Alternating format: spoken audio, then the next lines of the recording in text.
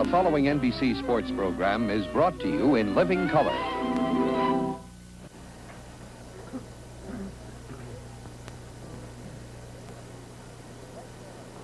Clay Carroll being congratulated by his manager Sparky Anderson. Yesterday, the Reds kept their hopes alive with a 6-5 victory over the Baltimore Orioles, and it was Dave Concepcion who knocked in the first Red run with a triple. Lee May continued his hard hitting. He leads now in RBIs in this series with 8. Pete Rose, hitless the first 2 games, has bounced back. He's had 4 hits in the last 2 games, and he had a home run yesterday. The Reds are waiting for Johnny Bench to break loose. He singled yesterday in the 8th inning. Tony Perez made the play of the game for the Reds, a backhanded stab off the bat of Boog Powell to rob Powell of a double. Clay Carroll has been a great relief pitcher in this series. He won the game yesterday. He's now gone 8 1/3 innings of shutout relief. Here's the big blow of the game. Lee May crashing the homer to left field. The first pitch served up by reliever Eddie Watt. The Cincinnati Wives finally had something to cheer about. And so did the dugout as May is congratulated by his teammates. The Reds think now that maybe things have turned, that maybe they could come up with a momentum that will carry them on in this 1970 World Series. That was yesterday. Today,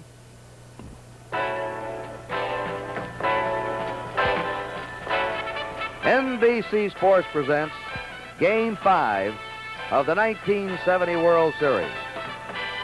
The National League champs, the Cincinnati Reds, versus the American League champions, the Baltimore Orioles.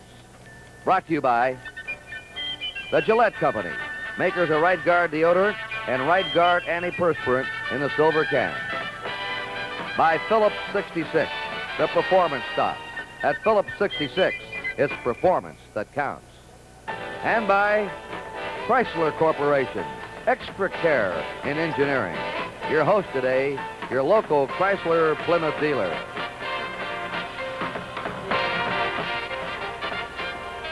It's been raining all morning in Baltimore. However, the rain stopped about a half hour ago, and at 12:30 Eastern Daylight Time, the tarp was removed from the field. Hi, everybody. I'm Curt Gowdy of NBC Sports. With me, Chuck Thompson, the voice of the Baltimore Orioles. Roaming the stands, he may be busy today, Tony Kubek of NBC Sports. The weatherman says that we can have continued rain. It may be one of those off-again, on-again affairs with the ground crew busy.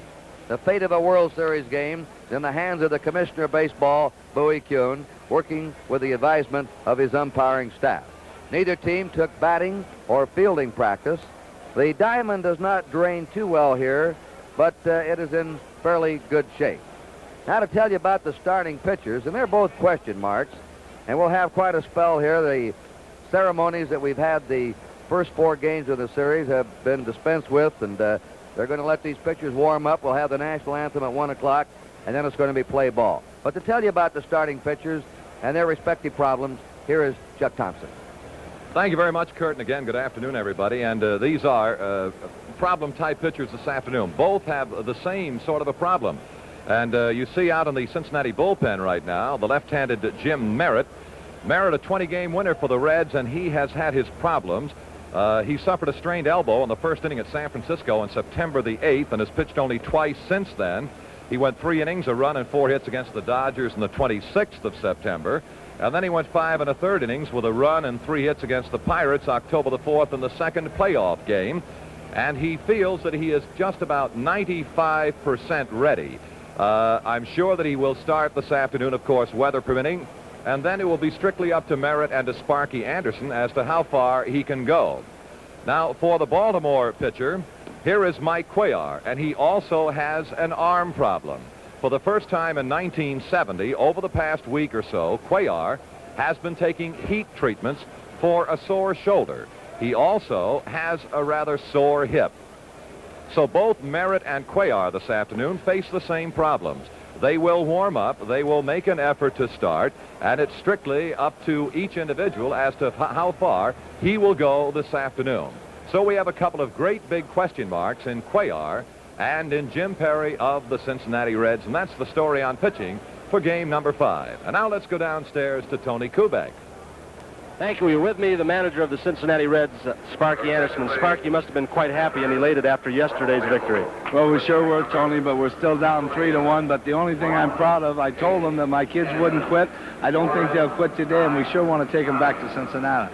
What's the status of Jim Merritt warming up in the bullpen right now? Well, if he goes to the mound, Tony, I'm going to say he's 100% because I think that's what the baseball fans deserve. Jimmy will do the best he can, I know this, but we're liable to use just everybody down there today. Sparky, it's your first World Series after a long and distinguished minor league career in baseball managing.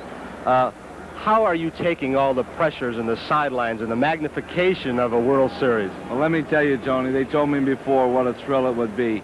Nobody in this world can ever know until they play in the World Series. It's the greatest event you could ever be in, and any kid that's young and wants to play baseball, if he'll just work as hard as he can to get him one of these, he'll never forget as long as he lives. You know, in yesterday's ball game, Sparky, and that was very well said, quite inspirational for young kids thinking of a baseball career. But you finally got one of the booming bats of your big three going. Lee May pulled you out of a jam, and that must make you feel pretty good, too. Well, it made me feel so good, Tony, because Lee May and Tommy Helms haven't had the publicity the rest of my players have had, and I know as a manager what they've done for this ball club, and that's why I was so happy to see Lee do it. And you know, you've got a shortstop in there now, Concepcion, although Woodward has done a great job for you all year long, but he hits the ball pretty well. He's going to have a pretty good future. You've got a lot of young kids. You know, I said I wanted to play him in the World Series to make a man out of him, Tony. I think he's already showed us he's a man already. He sure has. He's come through under pressure, and Pete Rose has now started to swing the bat. He's got 4 hits in the last 2 ball games. He's hitting the ball very well, so you may be on your way and going. Tony, if we can win this one, I honestly have just a hunch that we're going to set a record that's never happened in the World Series. Sparky Anderson, good luck to you today, and the remainder of the series, thank you so much. Oh, thank you, Tony. Thank you for being so good to me. Thanks, Sparky. Let's go back upstairs. Now, here are our batting orders for today's game. For the visiting Cincinnati Reds, they'll lead off with Bobby Tolan in center field.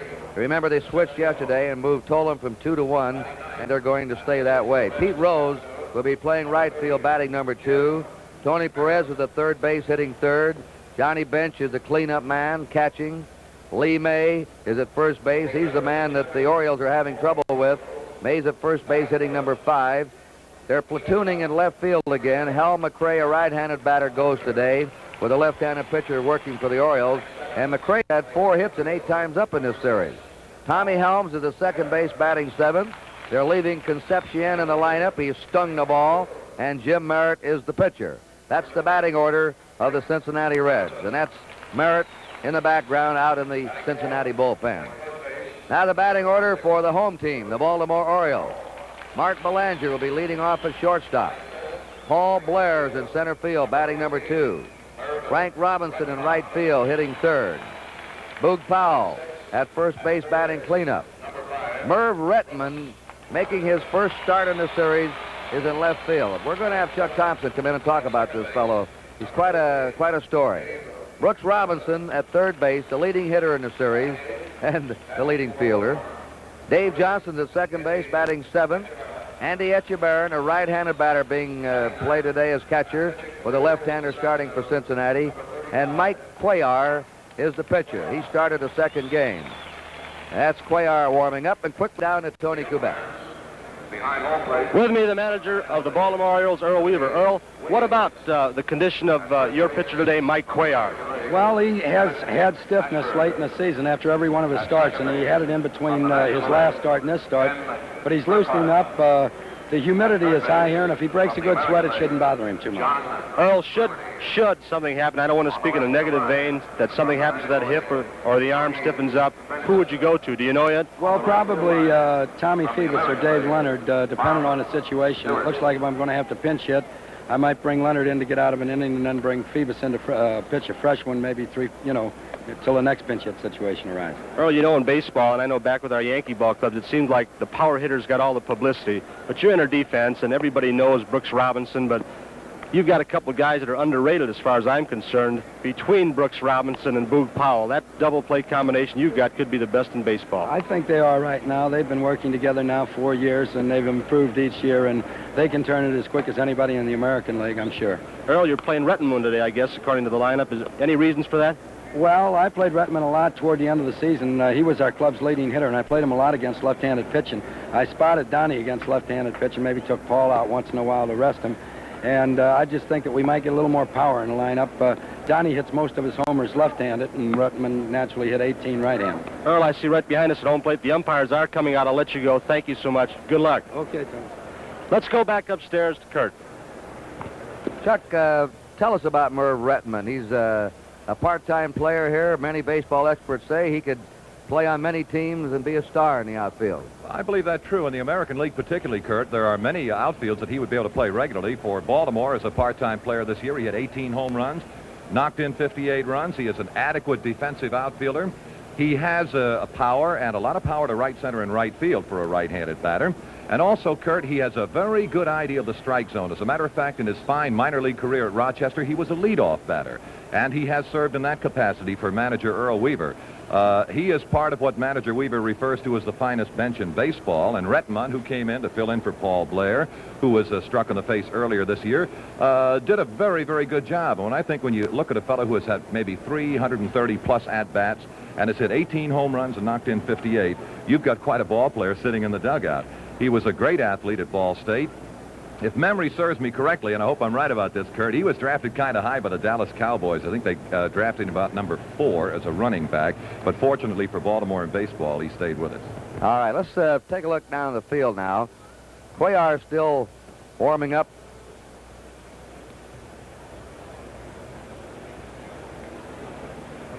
Meeting at home plate, Earl Weaver with his back to you. Pete Rose receives that extra $500 a year for being captain of the Cincinnati Reds. And the umpires behind home plate today will be Bill Williams of the National League. Emmett Ashford is the umpire at first base of the American League. Ken Burkhardt of the National League at second. John Flaherty of the American League umping at third. Tony Venzon will be working the... we'll have to check these foul lines. We have him on the left field foul line with Bob Stewart on the right, and we'll confirm that for you. Curt, there's just one comment about Pete Rose now. Yesterday when he came up in the same capacity, Earl Weaver turned and headed back for the dugout, and Pete Rose kept saying, Earl, Earl, Earl. And finally, Weaver turned around, and Pete Rose said, I'll see you tomorrow. He's always the optimist, a very, very positive thinker. Pete Rose, the captain of the Cincinnati Reds. The umpires are taking their positions. Repeating again, it has rained all morning in Baltimore, sometimes fairly hard. And about 12:20, the rain stopped. The tarp was removed at 12:30, a half hour before scheduled game time. So the home plate area, the pitching mound, and the infield should be in good shape. We will not promise you, though, that it won't rain again today. You know this Baltimore weather, Chuck. Anytime you're alongside a great body of water, you know you can have changeable weather. Curt, the game hasn't even started. I've got to make a correction. Cowboys drafted Rettman 12th, not 4th. Excuse me. Oh. Well, we pause briefly for station identification. This is the NBC television network.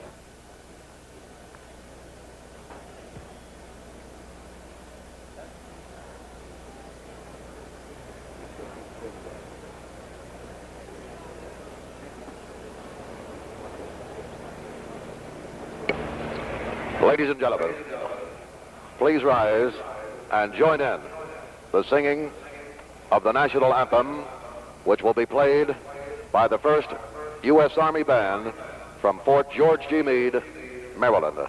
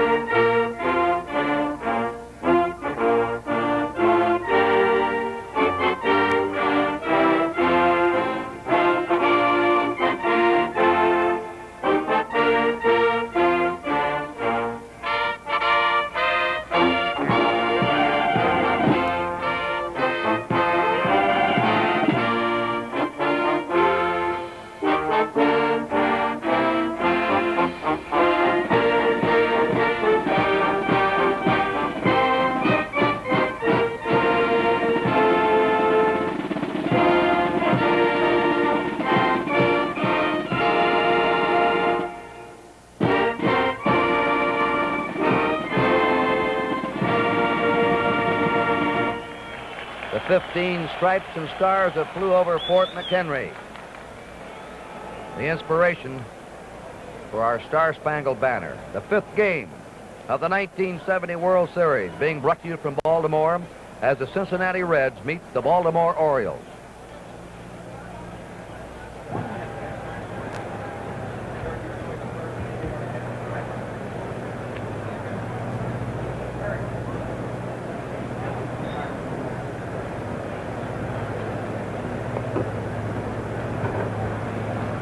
Your umpires were wrong on the foul lines. Yeah. He just put them wrong. Allen had them right.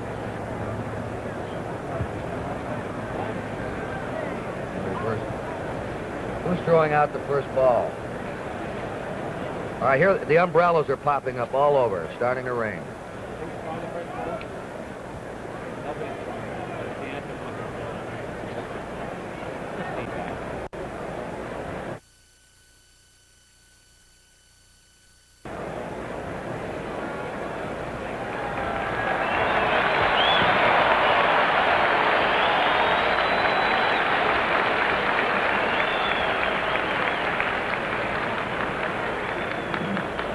As the Orioles take the field, it starts to sprinkle again, and the umbrellas pop up through the stands. At first base is Boog Powell for Baltimore. Dave Johnson will play second again. Belanger is the shortstop. Brooks Robinson at third. Merv Rettenman in left field. Paul Blair, the center fielder. Frank Robinson in right. Andy Etchebarren behind the plate, and Mike Cuellar. Went 2 1/3 innings in the second game at Cincinnati. Gave up 4 hits, 4 runs, walked 1, and struck out 1. The lights are on, and the Reds in the first inning send up Bobby Tolan, Pete Rose, and Tony Perez. Here's the batting order. If you keep score along with us, that Cuellar will be facing today. Quickly, Tolan in center field, Rose in right, Perez at third, bench cleanup catching. Lee May hitting 5th at first base. Hal McRae in left field batting 6th. Tommy Helms at second base hitting 7th. Dave Concepcion is shortstop batting 8th. And Jim Merritt will pitch and bat 9th.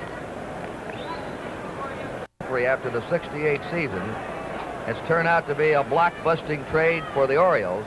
Cuellar's won 47 games in 2 years here. Bobby Tolan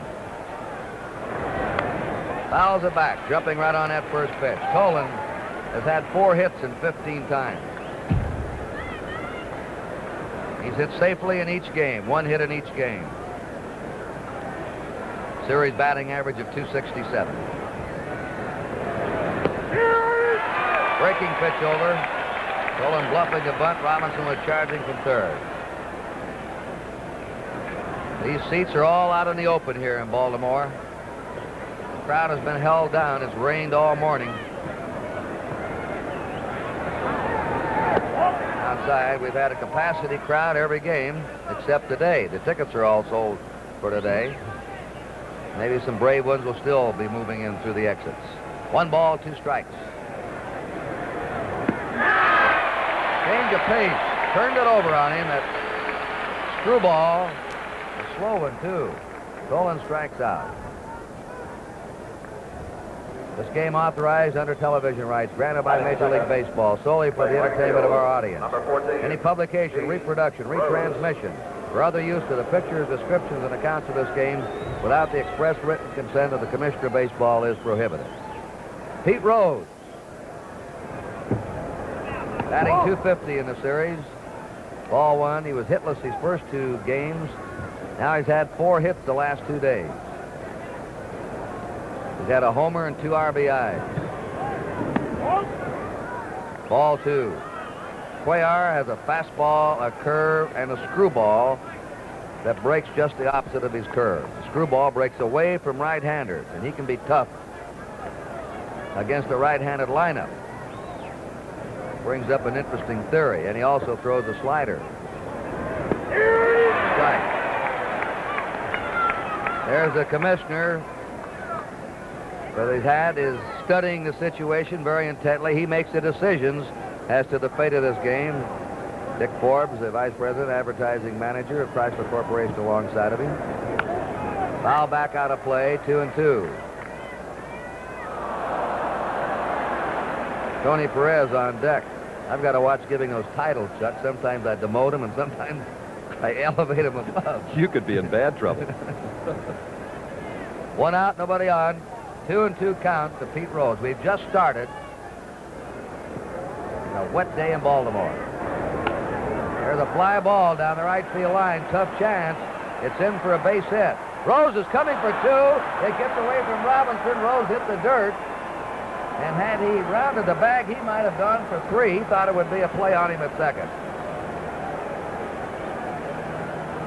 And let's take a look at Cincinnati's Charlie Hustle. Pete Rose, as he took Cuellar the other way, which is what a lot of right-handers will do against the screwball of the left-handed.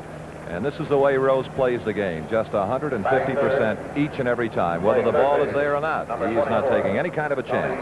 Pete Rose. Give Rose a double.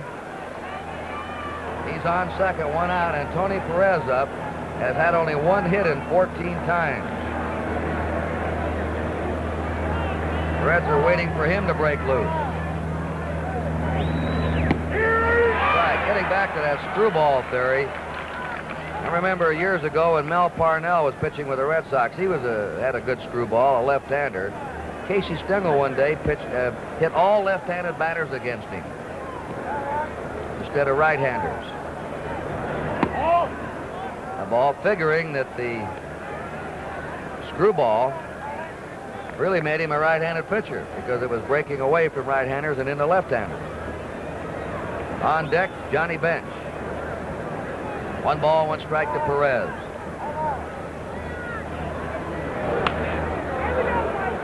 Foul ball. We have a mutual admiration society in this World Series.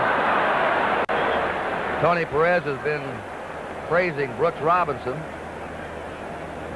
And yesterday, Robinson gave Perez quite a compliment for the great stab he made in the 8th inning off the bat of Boog Powell.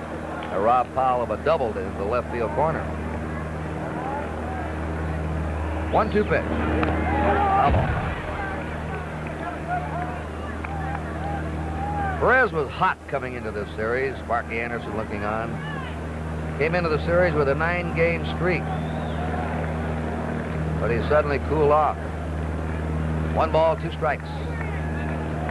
Power hitter, 40 homers during the year. Fastball, foul back. 1-2 to Perez. Crazy Horse is the nickname the Orioles have given Cuellar.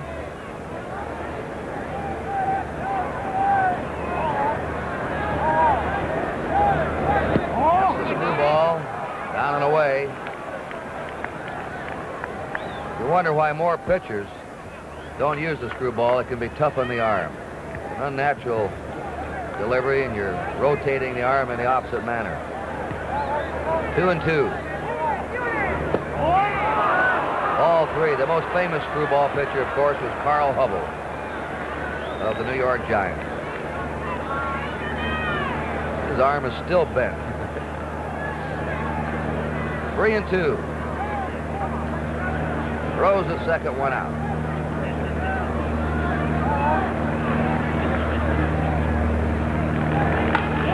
A fly ball hit out to left fielder Rettman. Rose holds at second, there are 2 down. And the batter is Johnny Bench, who's had 3 hits and 15 times up, batting .200, 1 homer, 2 RBIs.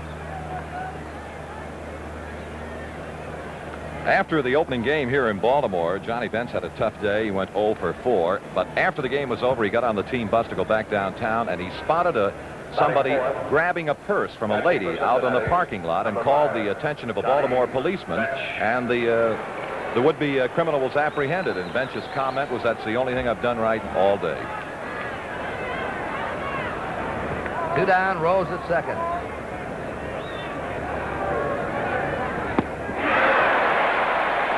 Strike to Bench. Cuellar was born in Santa Clara, Cuba.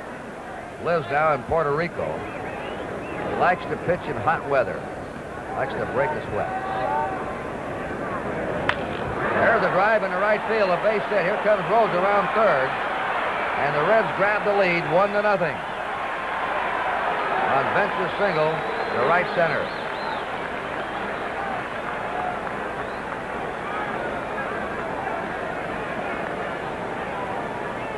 Lee May has swung a big bat in this series. He's carried the burden at the plate for the Reds.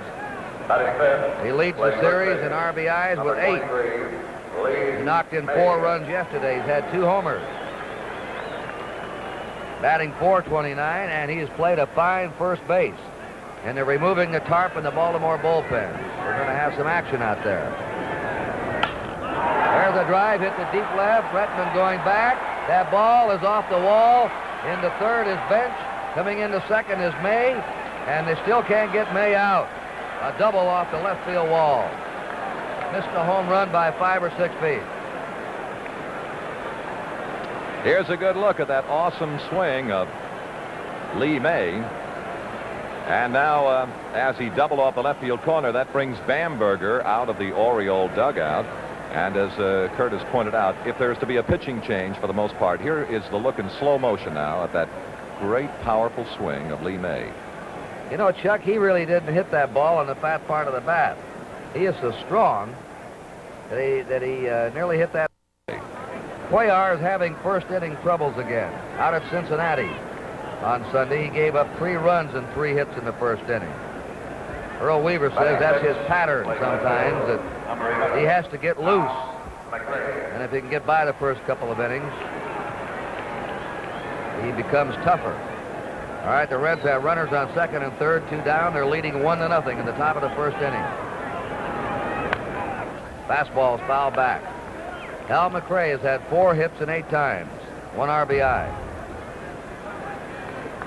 He and Bernie Carbo have been alternating in left field.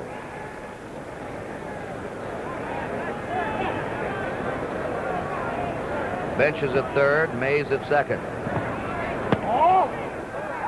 Outside the ball. McRae attended Florida A&M University. Born in Avon Park, Florida, lives now in Bradenton. Broke his right leg in winter baseball in the Puerto Rican League. A couple of years ago, set him back. A hot smash foul. And they're teeing off on Cuellar. 1 ball, 2 strikes. Just a slight breeze today. It's very humid here. And no breeze right now. It's a drive to right center. That'll score 2 runs. It's all the way back to the wall. McRae going to second. And holds with a double. And the Reds have come up with 3 runs in the first inning.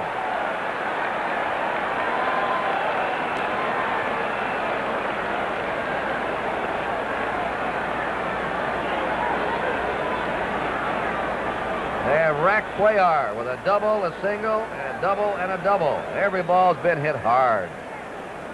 Tommy Helms, the batter. That's Phoebus. I think Etchebarren's out there to stall for some time to give Phoebus more time to warm up, and we may see Earl Weaver popping out of that dugout here in a moment. 3 runs in, 2 down. McRae at second. Top of the first inning. Second base, number 19, Tommy Helms. The Reds picking up where they left off yesterday. Tommy Helms up.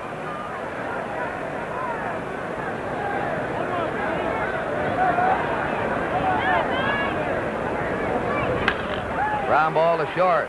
Belanger to Powell. The side's out. 3 runs in for Cincinnati. 4 hits. There were no errors and 1 left. At the end of the first half inning, it's Cincinnati 3 and Baltimore nothing.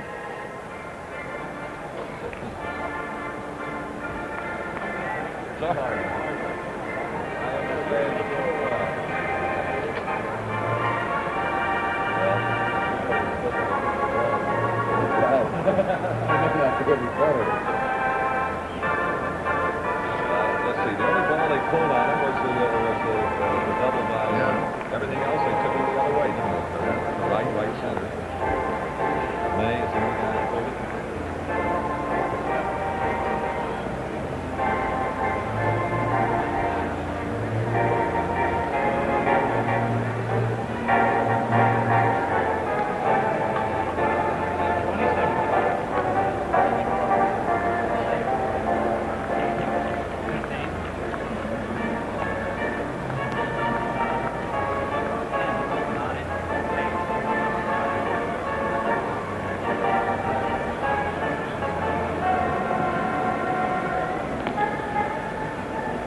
The Reds have Lee May at first base, Tommy Helms at second, Concepcion the shortstop, Perez at third, McRae in left field, Tolan the center fielder, Rose in right. Johnny Bench the catcher, and Jim Merritt, who's had tendonitis in his left elbow. He pitched 5 1/3 innings in the playoffs against Pittsburgh, won that game, gave up just 3 hits and a run, but had to leave when he tired. He has not pitched much the last few weeks. Suffered a strained elbow, San Francisco on September 8th, and has pitched only twice since then. So not only his elbow is a question mark today, but I would imagine his stamina. Tom Phoebus is still warming up in the Baltimore bullpen. Here's the Baltimore batting order.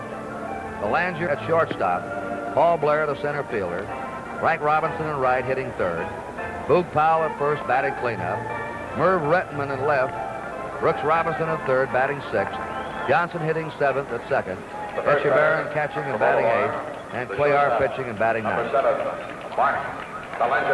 Jim Merritt, 26 years old, born in Altadena, California, lives now in West Covina, California. Used to be a clubhouse boy and also a ball boy for the Los Angeles Dodgers. Belanger leading off. Fouls it out of play. Belanger's had 1 hit in 14 times in the series.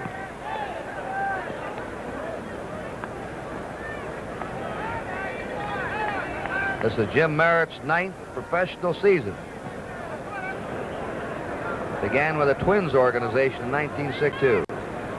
Pitched for the Twins in the American League 3.5 years. His second year with the Reds. Ball 1. Merritt is one of the best control pitchers in baseball. He's averaged only 2 walks every 9 innings this year. 5 times he pitched complete games this season and didn't walk a batter. Led the American League in control pitching in '67. Ball 2, 2-1. Cincinnati's out in front, 3-0, last of the first inning. For those that keep joining us, it rained all morning here. Foul ball, 2-2. The tarp was taken off a half hour before game time. There's Merritt's record this year. He has a high earned run average for a 20-game winner, but he's tough when he has to. Slow curve has popped up. Perez, the third baseman in foul territory, puts it away. 1 out. Paul Blair has 6 hits in 15 times up. Batting second, playing center field, number 6, Paul Blair. Blair's World Series average, 400. Foul into the stands.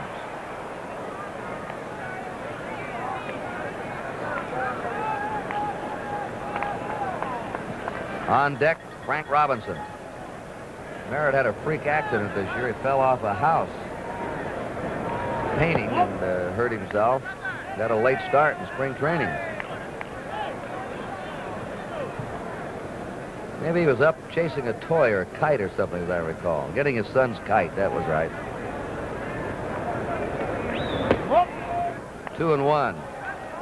That kite nearly proved very expensive for the Merritt family. Could have injured himself permanently. 2 balls and a strike to Paul Blair. 1 out, nobody on. The bunt, the beauty. That's the only thing Perez could do. Let it roll. 2-2.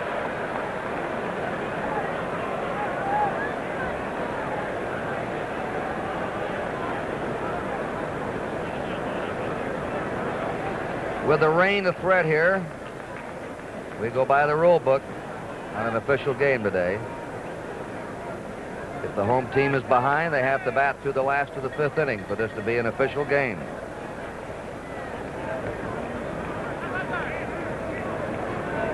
World Series program. Getting double coverage today. 2 balls, 2 strikes to Paul Blair. That one's going to drop in for a diving grab, but it's a base hit. He trapped the ball. Great try by McCray, but it's a base hit by Blair.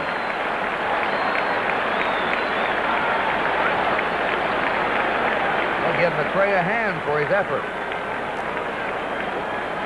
Well, we'll take a look at the great effort from McCray once more. Here is his all-out effort to make it on the fly.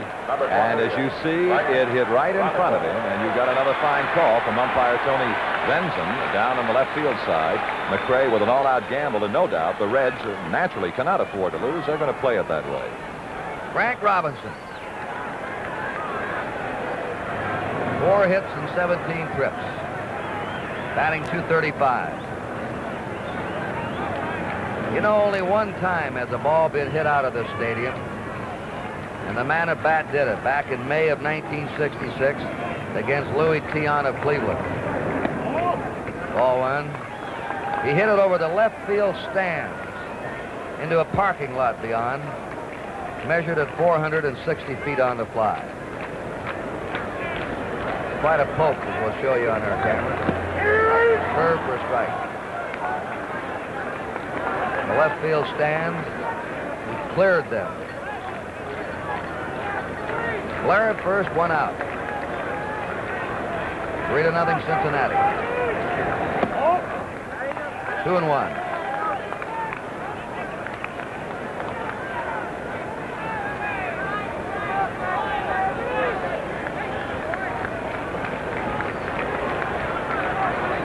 See the white houses through the trees. Maybe you haven't seen the World Series here previous 2 games. Strike 2.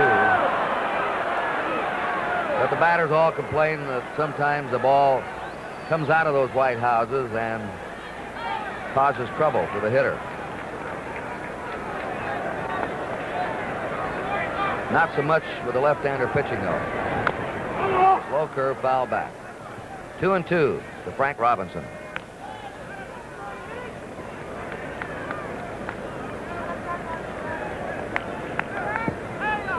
Frank went 9 times to the plate without a hit. When he came home to Memorial Stadium, though, he warmed up. 2-2 pitch to him. Curve is inside, 3-2.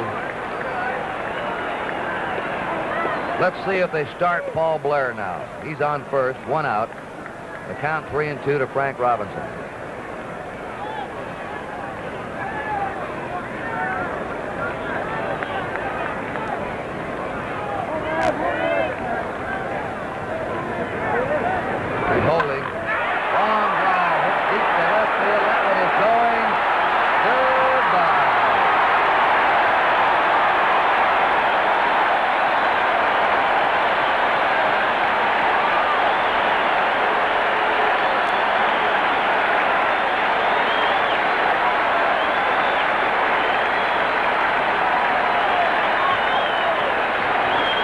Robinson's second homer of the series, RBIs 3 and 4. We'll take a look at it again, looking in from center field in slow motion, and look at Robinson unload the ball from Merritt. And it's just a towering high fly that just went straight as a string. Didn't veer one way or the other down the left field line. And Baltimore is back with 2 runs. And here's Curt Gowdy. Wayne Granger starts to warm up. The strike to John Powell. Powell batting .250 in the series, 3 hits 12 times. He's had 2 homers and 4 RBIs. Outside. Merritt has not been sharp with his control, just missing. 1-1. The on-deck batter, Merv Retman.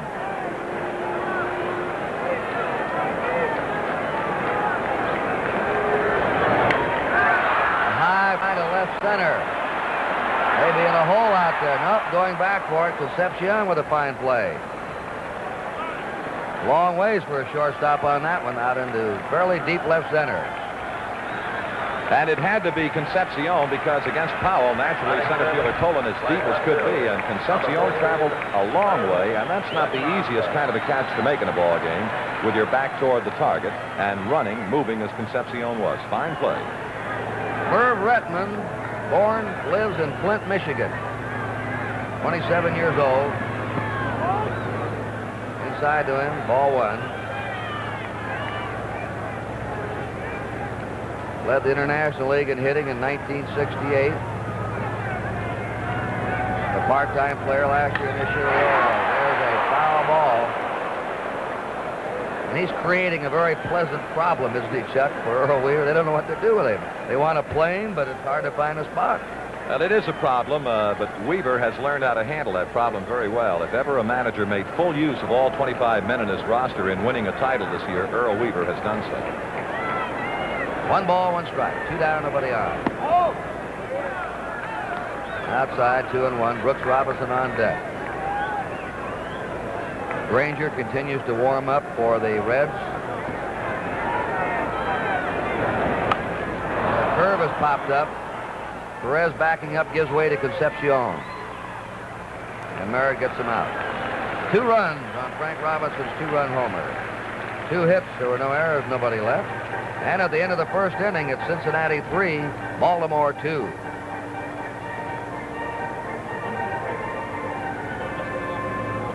What water? Just a plain glass of water. Glass of water?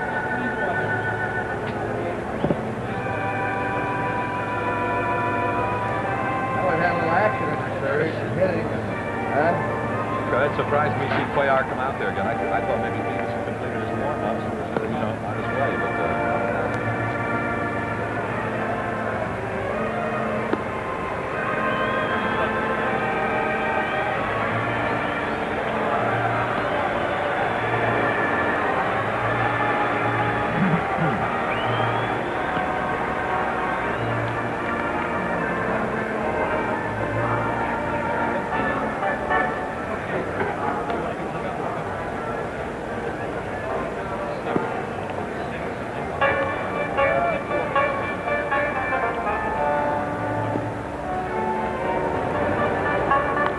Those are the Reds coaches.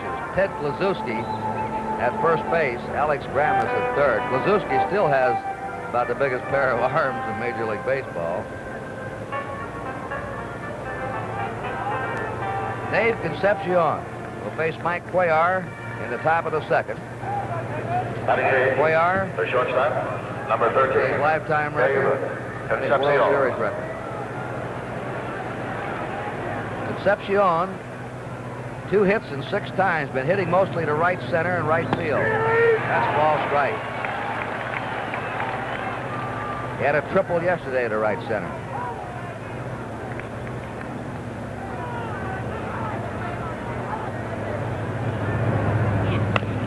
Fouls a curve off. He was born and still lives in Venezuela. Every year he's improved himself, especially in hitting. A 2-strike pitch to him. Ball, 1-2.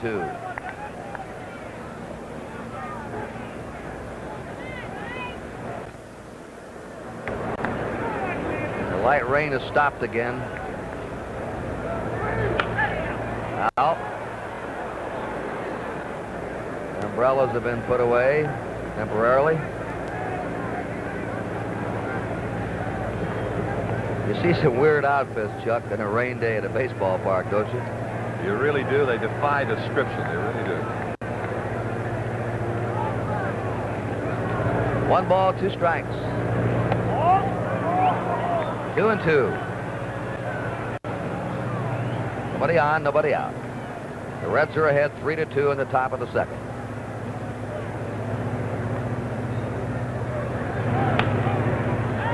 Pop up.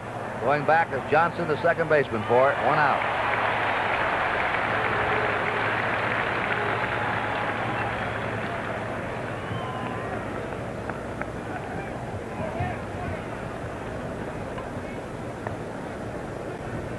Jim Merritt is up. Merritt, Fergie Jenkins of the Cubs, John Odom of the Oakland A's. The only pitchers in the majors this last year who hit 3 home runs during the season. Right. Bob Tolan on deck at the top of the Reds' batting order.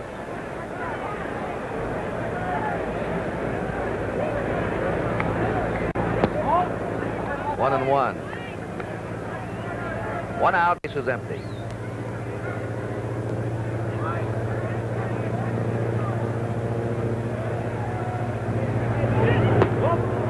Ball 2. Cuellar's probably the most superstitious fellow in this series.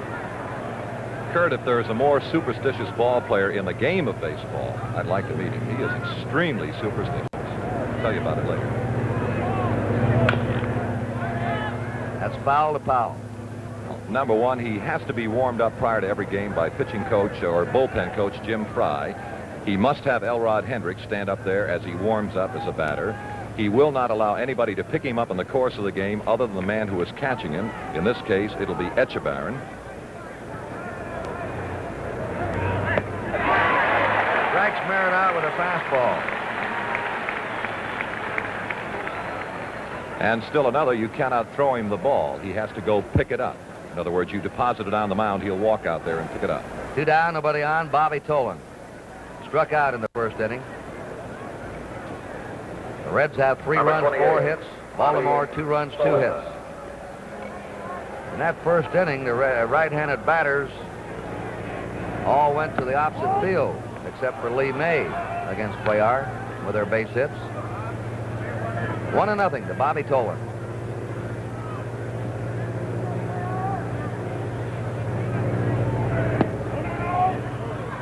Two 2-0.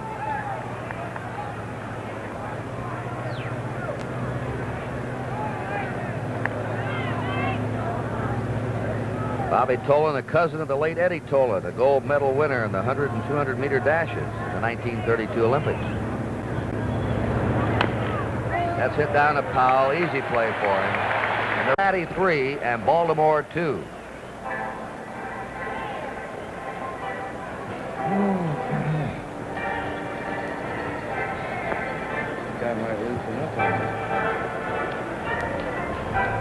He gets a few runs and he'll loosen up, I guarantee you. What?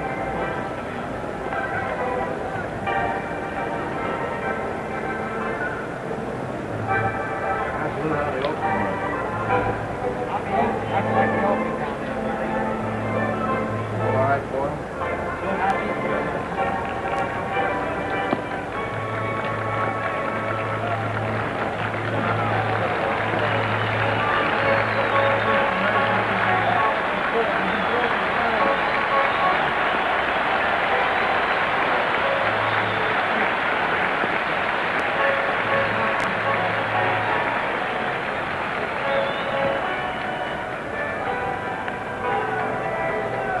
The Oriole coaches are George Stoller at first, Bill Hunter at third. Brooks Robinson has already received his ovation when he came out of the dugout. Brooks has the most hits of any batter in this series. 8 hits, 16 times up. He's batting .500.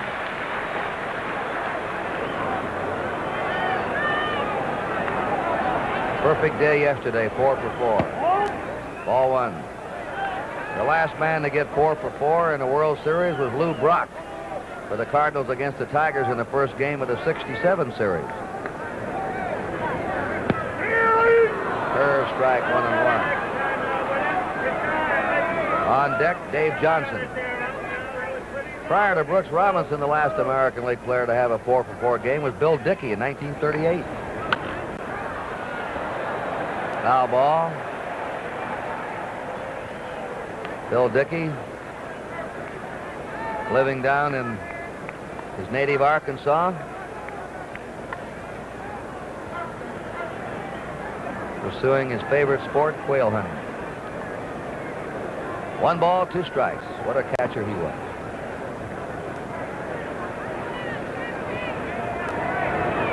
That drive is out to deep left. McRae back. Pulls it in. 1 down.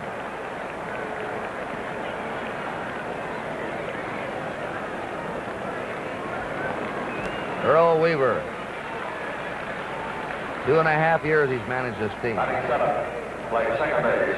Dave Johnson, 2 hits and 12 times.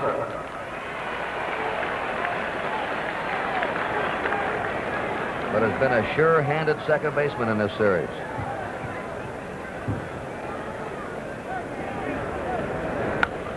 Foul back.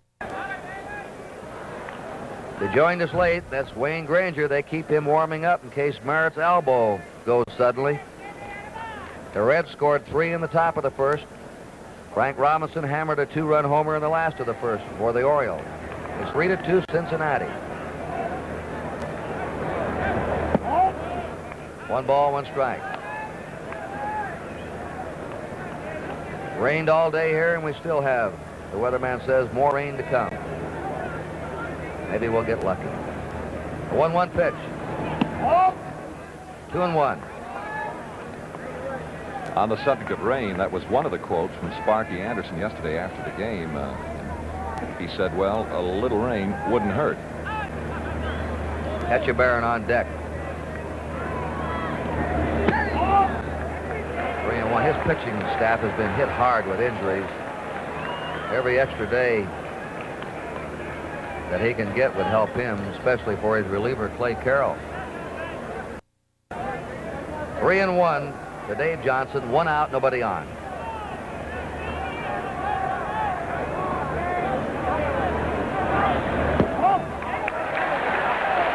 Johnson's on.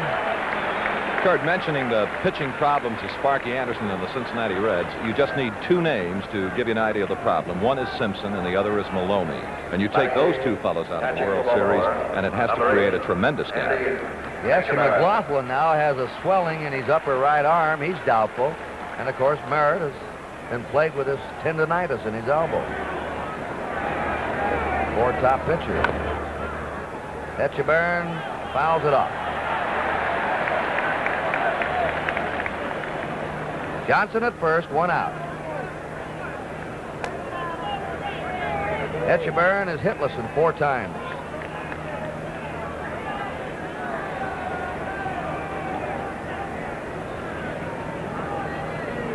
Twins and the Reds made a fine trade for both clubs in November of '68.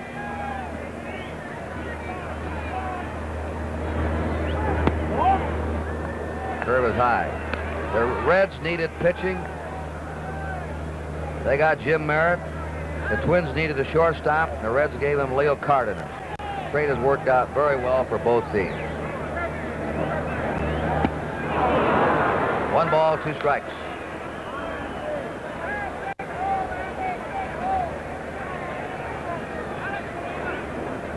Merritt's only 26.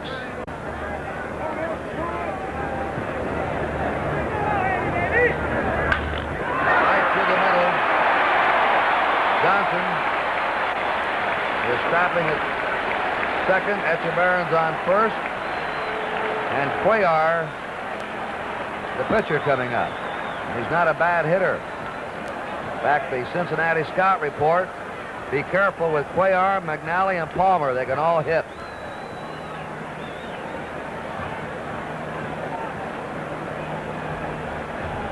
You'll notice today, with the rain all morning, that when the balls are hit through the infield, they're being slowed down by the wet outfield grass. You might see somewhere along the line a player stretch what would be a single into a double, so the outfielder will have to come in and charge the ball. That's a drive to right center. Pete Rose grabs it on the run. Hit hard by Cuellar. 2 down. Sparky Anderson, now he wants to come out here. The last 2 men, Etchebarren and Cuellar, have racked Merritt. Also, Merritt had walked Johnson after 1 out.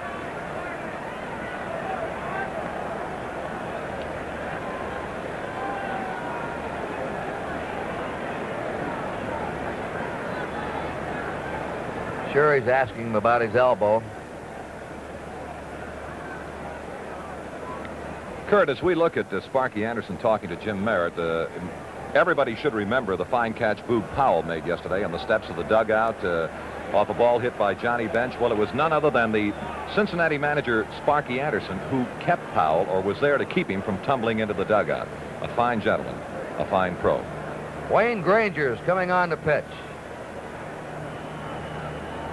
So Jim Merritt, with a bad elbow, is going to be lifted, and there's a break in the action here at Memorial Stadium in Baltimore. The score, Cincinnati 3, Baltimore 2.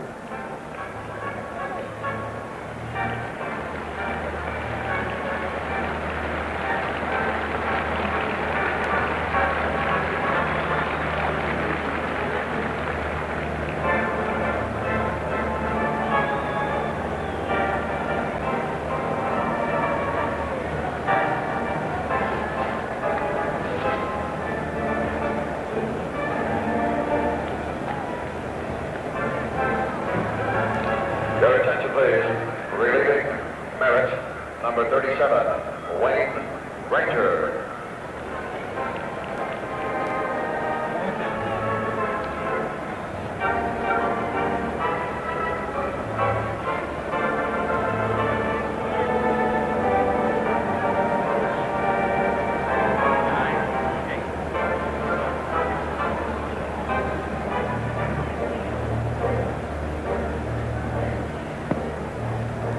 Now let's go down to Tony. With me down in Mr. Joe Cronin's box is Bob Short, the owner of the Washington Senators, and David Eisenhower, son of our president. And David, this year you've had an especial interest in baseball, and maybe you can tell us why. Well, as a matter of fact, thanks to Mr. Short, I had an opportunity to work for a big league club and to see how one operates from the inside. This is something I've always dreamed of doing, and Mr. Short and Mr. Burke of the Senators made it possible. I've got to ask Mr. Short if you were the one that engineered that McLean trade. No, I think he's almost as critical of it as the manager, but I know both the manager and David understand that if we wanted McLean, we had to pay a price, and while it was a big price, I think that in June or July we'll know whether it was too much or not enough. Bob Short, David Eisenhower, thank you so much. Let's go back upstairs. Wayne Granger, born in Springfield, Massachusetts, lives in Lincoln, Massachusetts. He attended Springfield College. His second game in the series. Pitched in the third game and fed up that grand slam home run to Dave McNally. Won 6, lost 5 this year. Earned run average of 2.65. He had 35 saves during the year. 2-0. Belanger fouled out his first time. He's hitless now in his last 12 times at bat.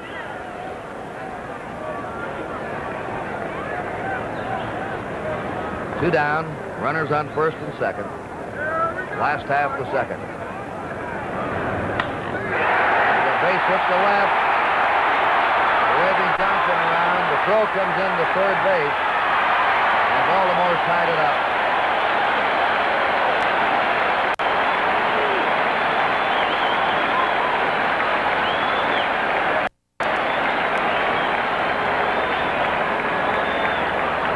Belanger getting his first series RBI. Etchebarren held at second. Belanger's at first. That run is charged to Merritt. Number 6, Paul Blair. Paul Blair single left in the first inning. 3-3. Each team has 4 hits.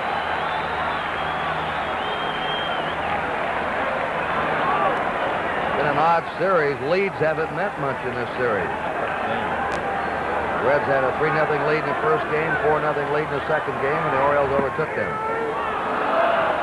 Curve strike to Blair. Time called in right field. Cincinnati player running out to the bullpen. I hope he's more successful getting through the gate than they were yesterday.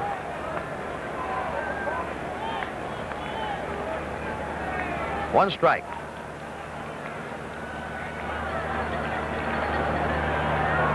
Two away.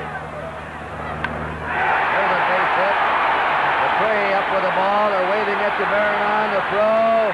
Wide, backed up by Granger. McCray's throw was way off the plate. Looked like he had a real shot at Etchebarren. Well, here is the tie-breaking base hit, and it was never in doubt. From the moment the ball hit in left field, Billy Hunter was sending Etchebarren, and you see how far offline was the throw from McCray in left field. Well, the Orioles take the lead 4-3. Frank Robinson hit a 2-run homer to left his first time.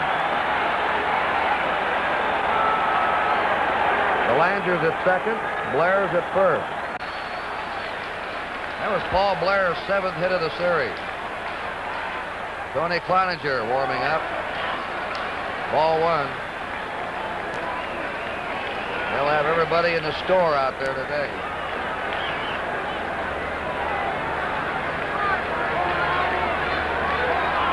The 4 runs are charged to Jim Merritt. A high fly to center. Poland, plenty of room for it. The Orioles are out, but they take the lead. 2 runs for Baltimore. 3 hits. No errors, 2 left. At the end of 2 innings, Baltimore 4 and Cincinnati 3. Right you are, Mr. Gowdy. The lead doesn't exist. For either club. I don't care how much of a lead you've got. It doesn't.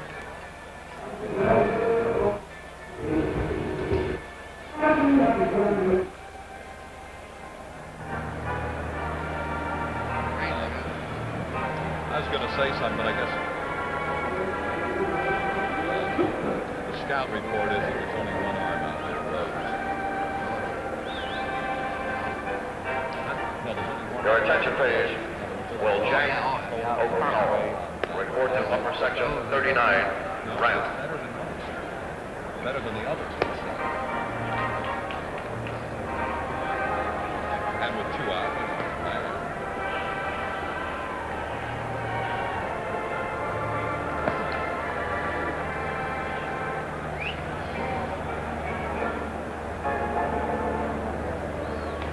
This 1970 World Series is being seen via satellite in Puerto Rico and Caracas this year. Also seen in Taiwan, China for the first time and heard in the Chinese language. It's seen in many other countries throughout the world. And on land and sea, the games are being carried via the Armed Forces radio. Remember the 1920s when they used to do the World Series by telegraph around the country. They had a big diamond downtown, some office. In fact, the people would gather there in the street corner to watch and hear the progress of the play. Rose doubled his first time. 1 strike to him.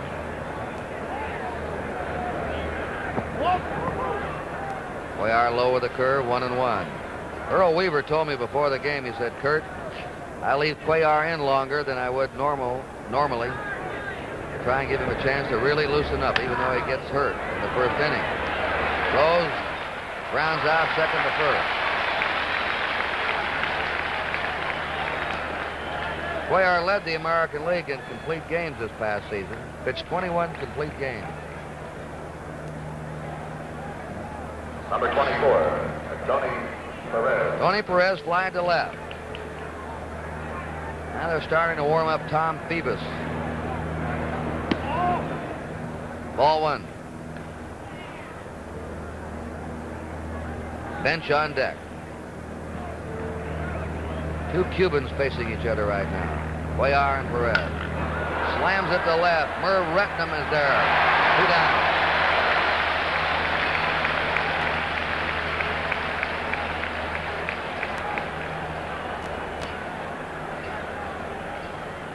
Tom Phoebus. Number 5, Johnny Bench. Well, and the bullpen's really interested in the ball game with a newspaper out there. Johnny Bench single to right. Fouls it back, knocked in a run in the first inning. Should we protect him and say it had to be the Sporting News?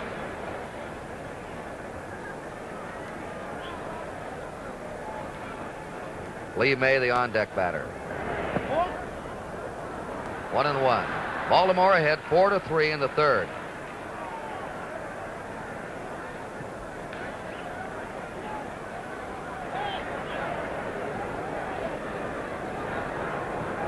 Two out, nobody on. Off-speed pitch, full bench.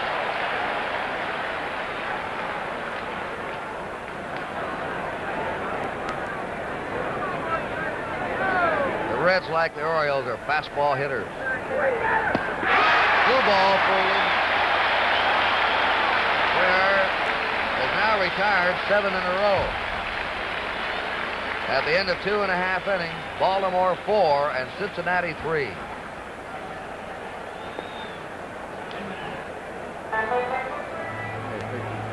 Your attention, please.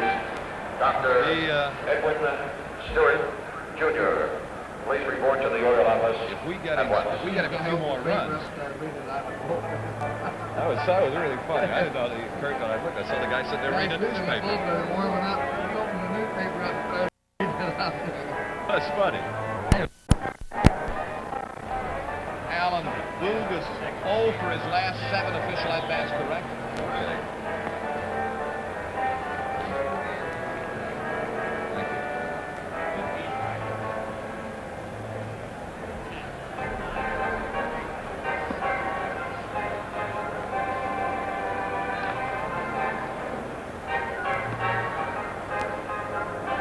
Special tour sponsored by the USO. 20 Major League Baseball stars will visit our troops in Vietnam, tour the hospital bases in Japan, Guam, and the Philippines after the World Series. They'll head out October 27th. Chuck Dobson, Jim Nash, Danny Cater, Sam McDowell, Bud Harrelson, Willie Stargell, Jim Grant, Phil Necro. 4 different groups will make the tour, sponsored by the USO. John Powell pops up his first time.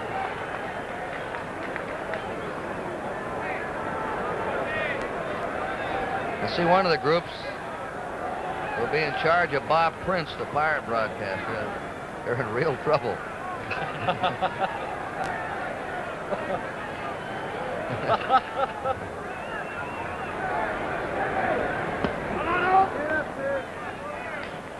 We're just kidding, Bob. One of the most colorful broadcasters we have in the business.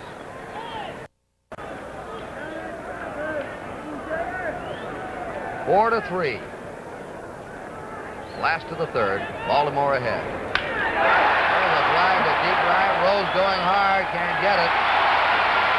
Powell on his way for 2. And doubles the lead off the third.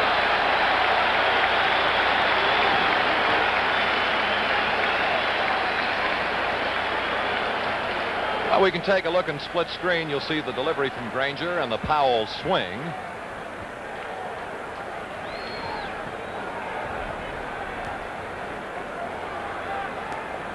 About as powerful a swing as the American League has to offer, to be compared with the likes of a Harmon Killebrew and a Frank Howard. And good for 2 bases. That's young Milt Wilcox in the bullpen. Number 14. A busy bullpen for the Reds today. Merv Retman is up. Popped up his first time. Foul back, strike 1. The Orioles now have had 6 hits. The Reds have had 4.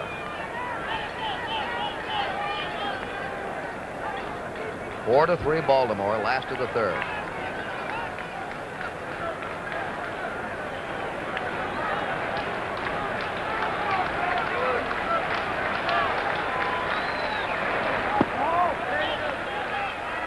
One and one.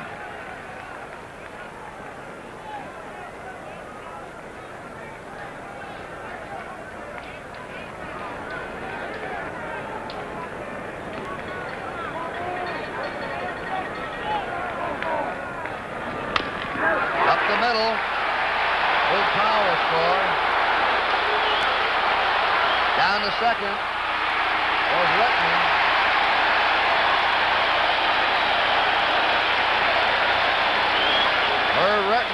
dip at second on the throw to the plate. Look at it again. Here's your base hit through the middle to center field. And Tolan makes his play at the plate a lot closer than it appeared it would be. That's Powell's left foot over the plate prior to the tag. And now you can take a look at the big man. Once he gets underway, Powell runs well for a man his size. Pretty good turn at third. He lost a little bit in the foul territory. And again, here is his slide at the plate. And you notice the traffic cop. By that I mean Brooks Robinson telling Powell as he went by to get down, hit that dirt. And a good call from the plate umpire, Billy Williams. And Sparky Anderson is on the scene again as Baltimore now leads 5-3, and it bears repeating, as Curt Gowdy pointed out a moment ago, what kind of a lead do you need to win when you get the Reds and the Orioles together? Granger has faced 5 men and given up 4 base hits. Sparky Anderson is staying with him. And the next batter is Brooks Robinson. 5-3 Baltimore. They have Redmond on second. Nobody out.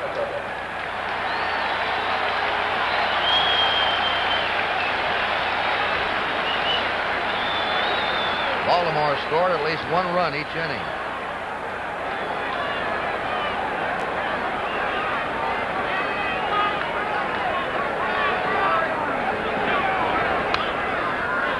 Robinson trying to go with a curve to right. Move that man to third.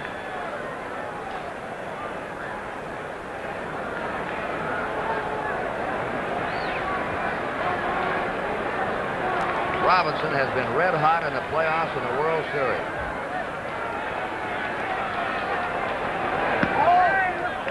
Against Minnesota, he had 7 hits and 12 times up. In the World Series, he's 8 for 17. 15 hits in his last 29 times at bat. And a 9-game batting streak. He's been just as hot with his glove.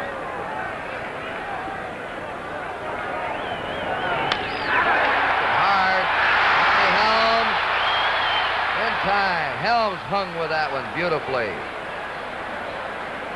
Redmond's over at third. Let's look at it again and watch Helms as he really battled to maintain control. More than anything else, he wanted to keep the ball where it is in front of him, and he did that. And throws out Brooks Robinson. And again, a repeat of what Curt said momentarily, how obviously Brooks was trying to go to the first base side to advance Redmond to third base. Those are things that never show up in the box score, but the good players do them and help their team. So Redmond now at third, and the Reds have to bring the infield in with 1 out.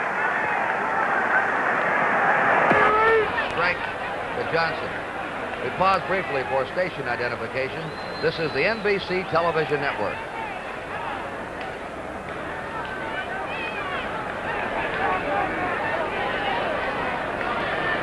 Dave Johnson walked his first time. Infield in. 1-1.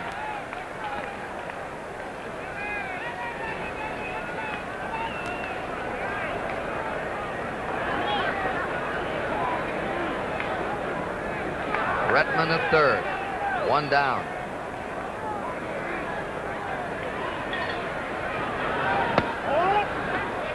Two and 1. You're Leary on those bags with Johnny Bench behind the plate. He can pick you off.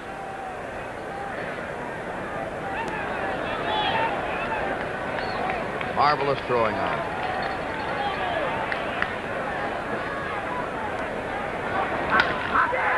Base hit to left field.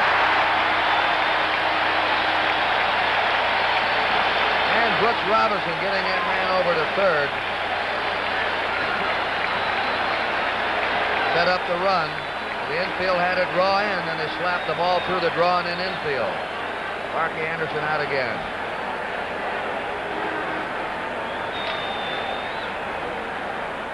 That's Milt Wilcox. Granger has been no puzzle to Baltimore. The Orioles have tagged him for 6 hits. So there's a break in the action here at Memorial Stadium in Baltimore. The score, Baltimore 6 and Cincinnati 3.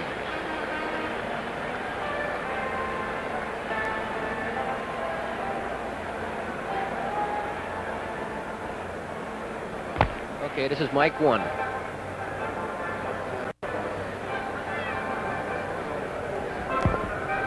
Okay, this is Mike 2.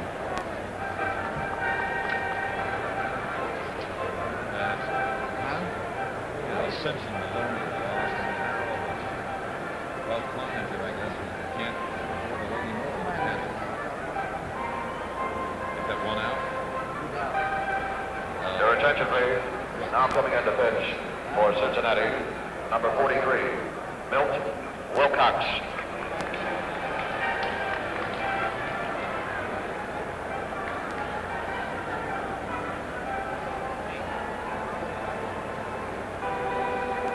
On the field, the Commissioner of Baseball, Bowie Kuhn, and Commissioner, you had a tough job before the ball game, and your staff of Joe Reichler, Charlie Seagar, and, well, I couldn't mention them all, had some tough decisions today before the game.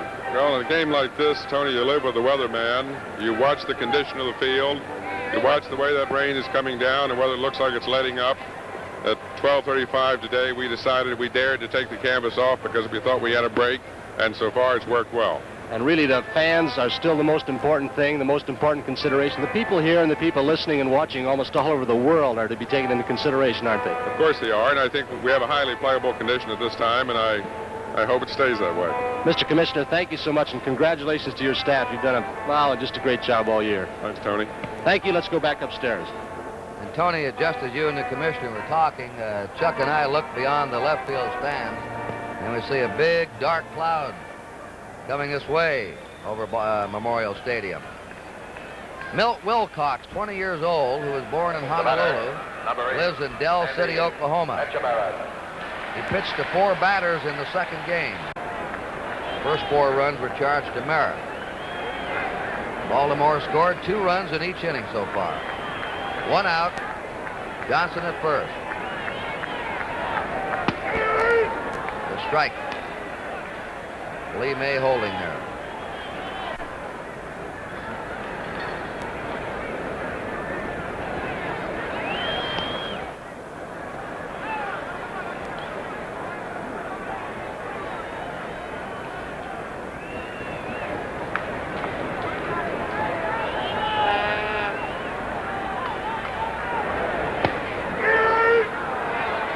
That was a good fastball by Wilcox. Strike 2.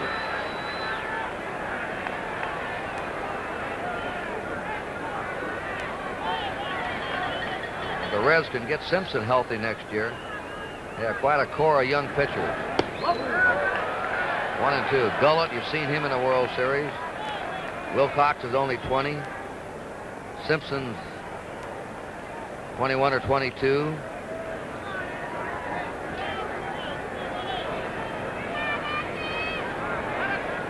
Gary Nolan's only 22. They should be well set. 2 and 2. But you know, the example that's happened to the Reds with their pitching injuries shows that you never have enough pitching.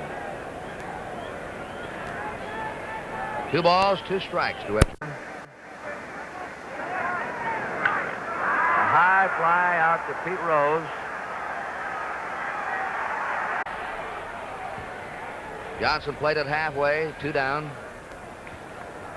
And Cuellar, the pitcher, coming up. Cuellar hit a grand slam homer in the playoffs against Minnesota.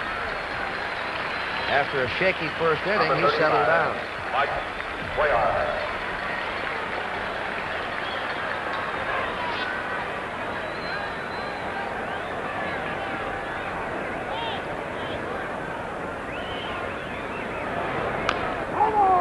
Foul ball. One thing you note on these Baltimore pitchers at the bat, Chuck, is the Reds don't play them to the opposite field. As you mentioned, they are, I'd say, fair hitting pitchers, not really good hitting pitchers. But a fellow like Cuellar is one of those, I think you honestly say he is quite dangerous if you happen to throw it where he's swinging. He takes a full rip at each and every pitch, and that foul ball is giving him a little discomfort, as you see.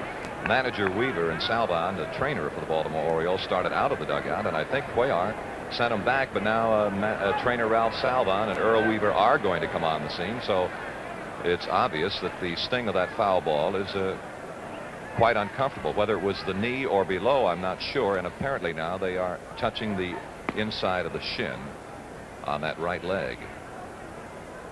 Now the back of the leg.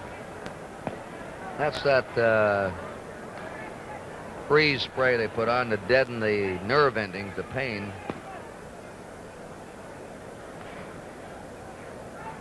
You know, if that stiffens up on him and continues painful, that could bother his pitching. It could indeed. In the playoff games, third playoff game, Baltimore pitcher Jim Palmer was hit a tremendous smash, knocked right off the mound by Minnesota catcher Ratliff. And he had after that an uncomfortable inning, but was still able to continue. And it remains to be seen whether the sting of this foul ball is going to bother Cuellar. Baltimore's leading 6-3, last of the third. They have 2 down, Dave Johnson at first, and a 1-strike count to Mike Cuellar. Outside to him, ball 1, strike 1. Belanger on deck at the top of the order. Every Oriole has hit safely so far, with the exception of Brooks Robinson and Cuellar. 2-1.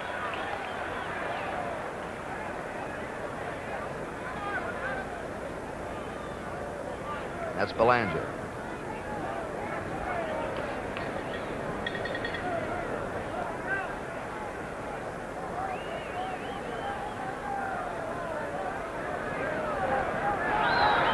Runner going, fouled into the stand.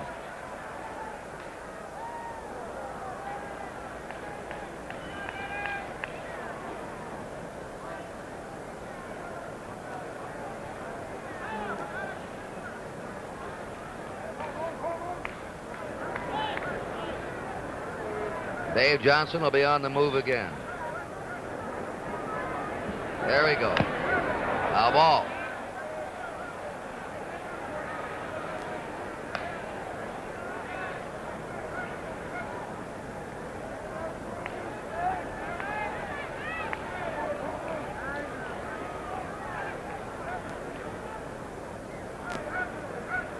Wilcox won 3, lost 1.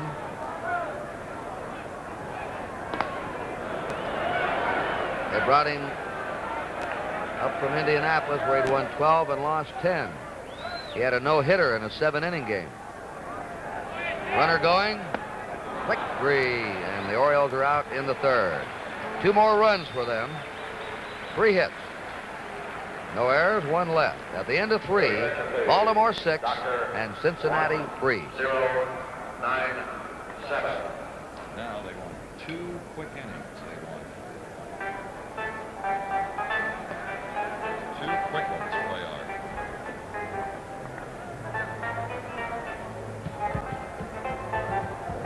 Good over there. No, but your wind has stayed constant, Curt, out of the south. And, if it changes and comes off this way, then you're guaranteed some rain, I would think. Not that you're not going to get it this way, but...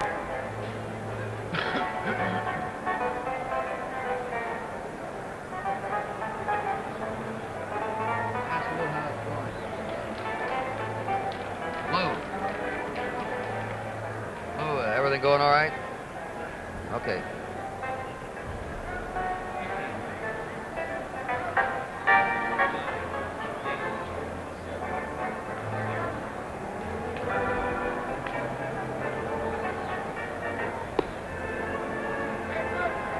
Your United Way community campaign needs a lot of money this time, a lot. But it's for a number of agencies helping more people than ever. Give your fair share the United Way for your community. If you don't do it, it won't get done. In the 4th inning, Lee May, Hal McRae, and Tommy Helms are due up. We've got just a little glint of sunshine. It's trying to fight its way through the cloud. Lee May is the only hitter who has hit safely in every game, including today. Brooks Robinson and Bobby Tolan still have their chance to do so. They asked May if he's altered his swing to keep the ball from getting away from Brooks Robinson. He said no. Ball 1. May has had 7 hits, and twice he's been robbed of base hits by Robinson at third. They have a shift on for him now. Strike. First time we've seen him shift. With Robinson, Belanger, and Dave Johnson all on the left side of the infield. Tony Cloninger warming up in the red bullpen.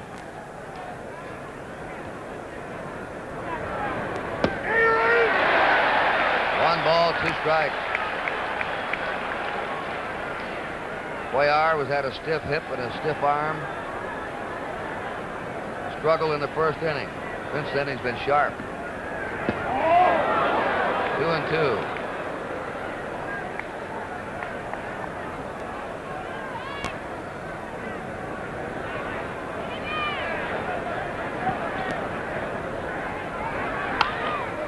Hit to Robinson in back of the bag. Fell down at home plate. The throw goes over the foul. May fell down in the plate. Couldn't get out of the box. He's out. Robinson to foul. I'll look at the Brooks Robinson play on the smash off the bat of Lee May. Number 11. And again, very sure-handed in the setup for the throw, and now he can relax and take his time as he knows that May is on the ground and unable to run. A high pop-up by Hal McRae. Belanger, the shortstop. 2 down. McRae had doubled his first time. 9 in a row now. Cuellar is set down. Tommy Helms grounded to short his first time. Tommy Helms. Cuellar accounted for the only Oriole victory in last year's World Series. 16 innings against the Mets, he allowed only 2 runs. Ball 1 to Tommy Helms. Baltimore's ahead 6-3. Concepcion's on deck. This is the top of the 4th inning. And it's popped up once more. Boog Powell calling for it. 3 up and 3 down for the Reds. At the end of 3.5 innings, Baltimore 6, Cincinnati 3.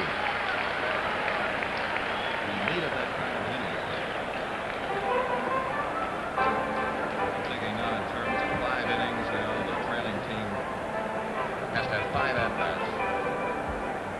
That's important that they get the 5 innings into the lead up.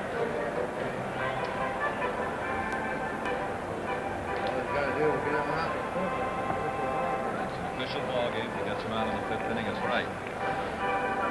Late. Let's see it.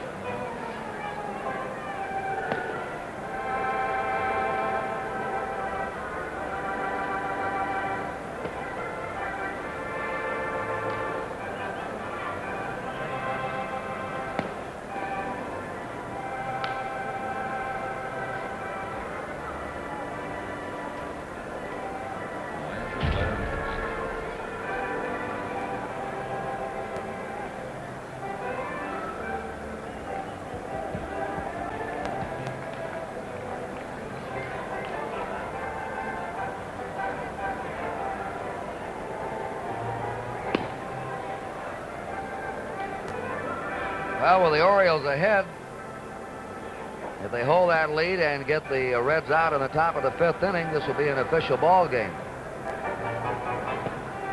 The top of the order for the Orioles and the last of the 4th. Belanger, Blair, and Frank Robinson facing Milt Wilcox. Belanger's fouled out and singled. He drove in a run in the 2nd inning.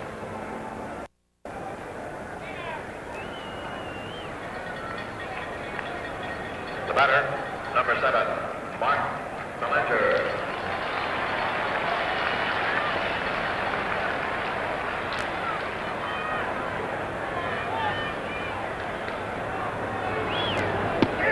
That's ball for a strike. The Orioles have scored every inning, 2 runs in each inning. The Reds jumped off with 3 runs in the first, but they have been overtaken. Foul makes it strike 2.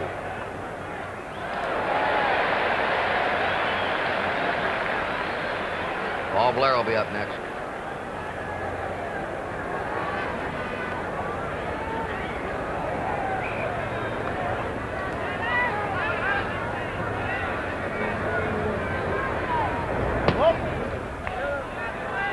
1-2.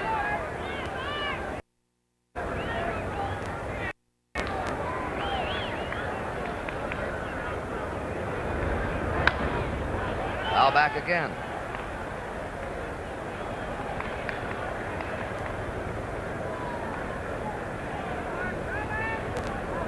The Orioles dugout.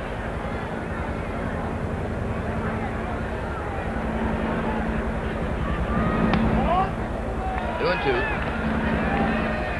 On, nobody out.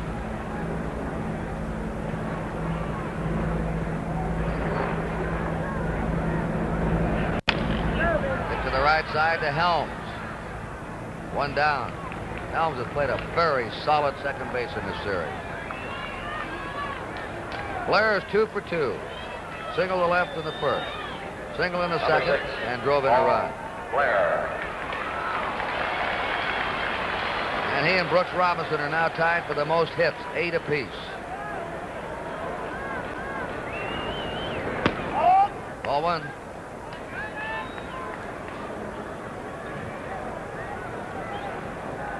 The Orioles are leading the Reds 6-3 in the last of the fourth. Changeup is over. 1-1. Frank Robinson will be up next.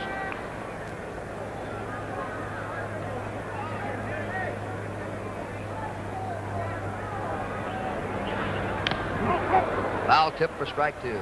1-2.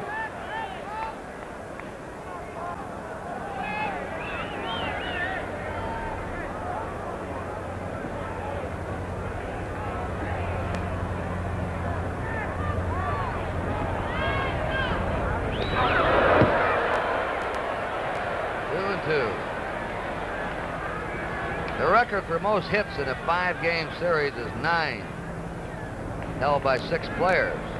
The last to do it was Bobby Richardson in the 1961 series.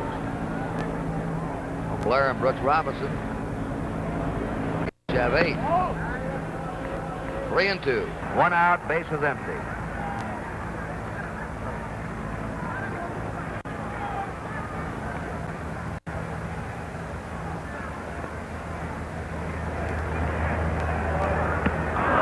On a bad pitch. 2 down. Frank Robinson hit a 2-run homer in the first, fly to center in the second. Number 20. Everybody asked Frank Robinson how long he's going to play. If he can do well, he's going to keep going. He said, when I have to be a 250 hitter, though, and drag around, why, I don't want to play anymore. I want to be able to play with pride. Strike. He wants to manage. The last 2 years, he's gone to Venezuela in the Winter League and managed there and gain some experience. Ball 1, strike 1. Luke Powell on deck. Well, Chuck, you travel with him every day. Robinson's a very smart ball man, isn't he? He is every bit of that. 1 ball, 2 strikes. One of the players he managed in winter ball this year is the Oriole left fielder this afternoon, Merv Rettenman. And Merv with the Orioles hit, 300 plus and was a 143 hitter for Frank. And Rettenman kidding, he says, that ought to show you what kind of a manager Frank is.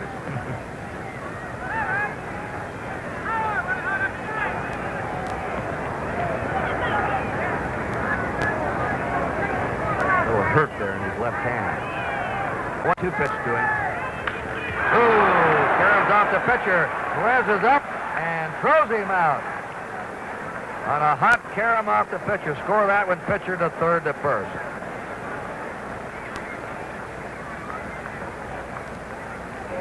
Here's a look at it in split screen, and watch this line drive off the bat of Frank Robinson. And Wilcox is powerless to do anything about it. He just couldn't get the glove in front of it. And now here's the swing, and now watch. And that had to hurt and caromed over to Perez. 3 up, 3 down for the Orioles in the fourth at the end of 4 innings.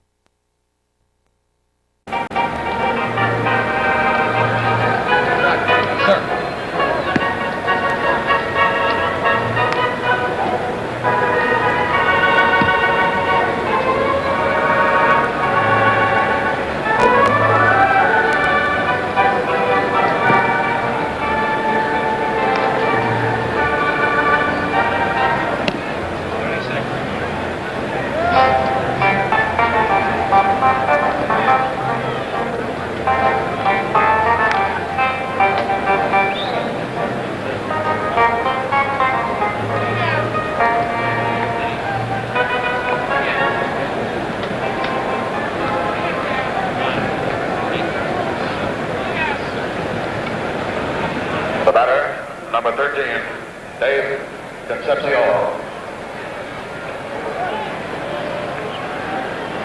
Dave Concepcion is going to lead off, and we'll have a pinch hitter for Wilcox. Angel Bravo will be up next. Then to Bobby Tolan at the top of the order. Foul ball out of play. Mike Cuellar gave up 4 hits in the first inning and 3 runs. That's Bravo. And since then, he's not allowed a base runner. 10 Reds in succession have gone down.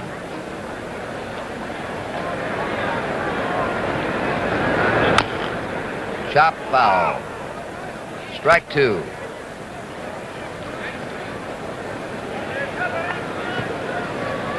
That's Wilcox.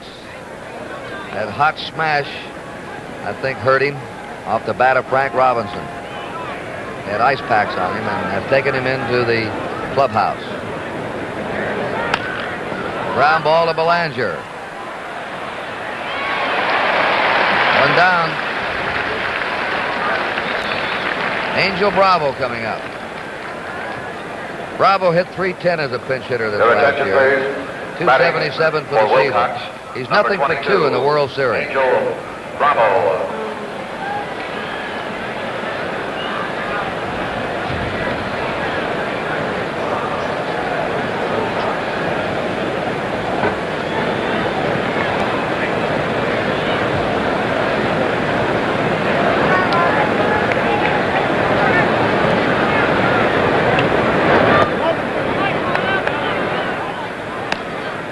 Ball 1 to him. Tony Cloninger will come in to pitch in the last of the 5th inning for Cincinnati. Baltimore leading 6-3. Top of the 5th. Ball 2. Bobby Tolan on deck. Bravo lives in Santa Rita, Venezuela.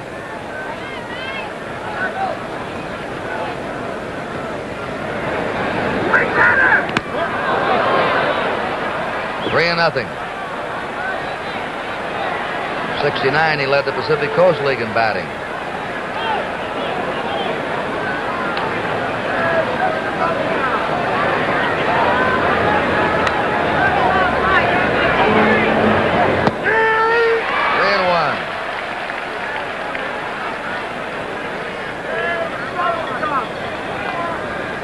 Home plate umpire Bill Williams' voice booming out today. The 3-1 delivery. 3-2.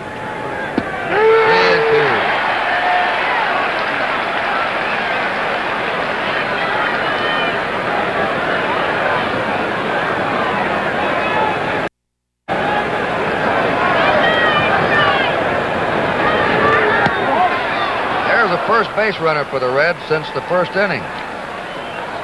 And the top of their order is coming up. Bobby Tolan has struck out and grounded out.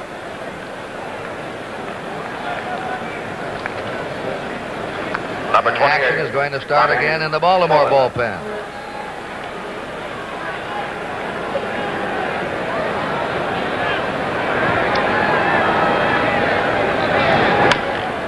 Foul ball. Tom Phoebus warming up.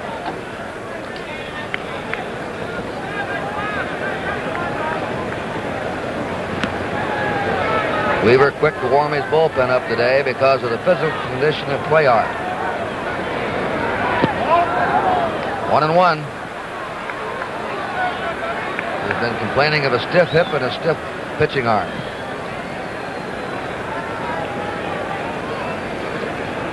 Bravo at first, 1 down.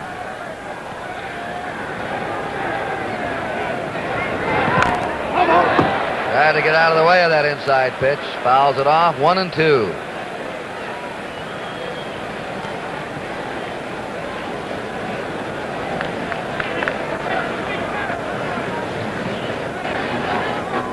Luke Powell holding against Bravo.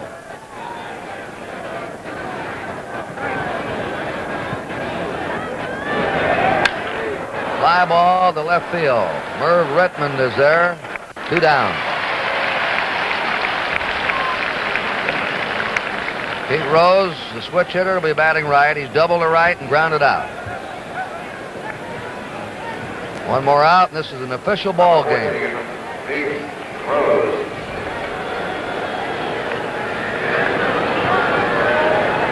Unless the Reds would come up with some runs.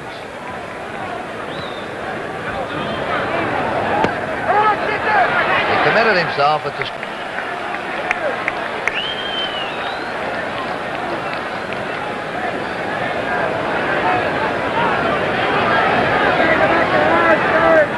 Sport Magazine gives the car, you know, to the outstanding player, a Dodge Charger. Robinson's... Look at that swing. Brooks Robinson is, according to everybody around here, is going to win it. We don't know. I would say it'd be Robinson or Lee May. You could say at least he's made a down payment.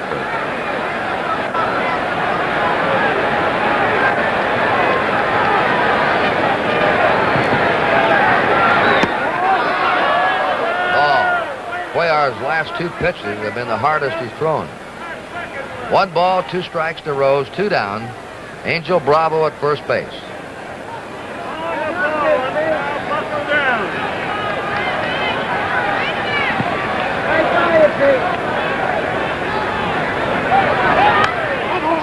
Out.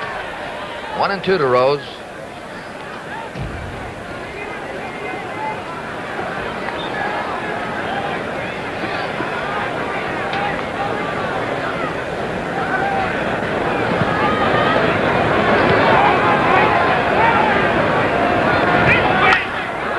Drive hit to deep right. Robinson backing up. And we now have an official ball game here in Game 5 of the World Series. In the 5th inning, no runs, no hits, no errors, 1 left. At the end of 4 1/2, Baltimore 6, Cincinnati 3.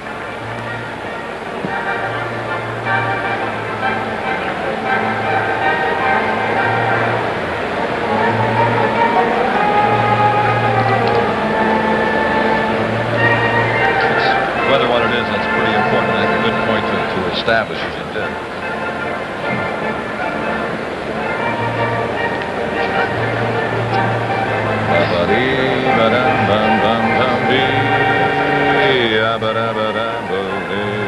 Thank you, Curt.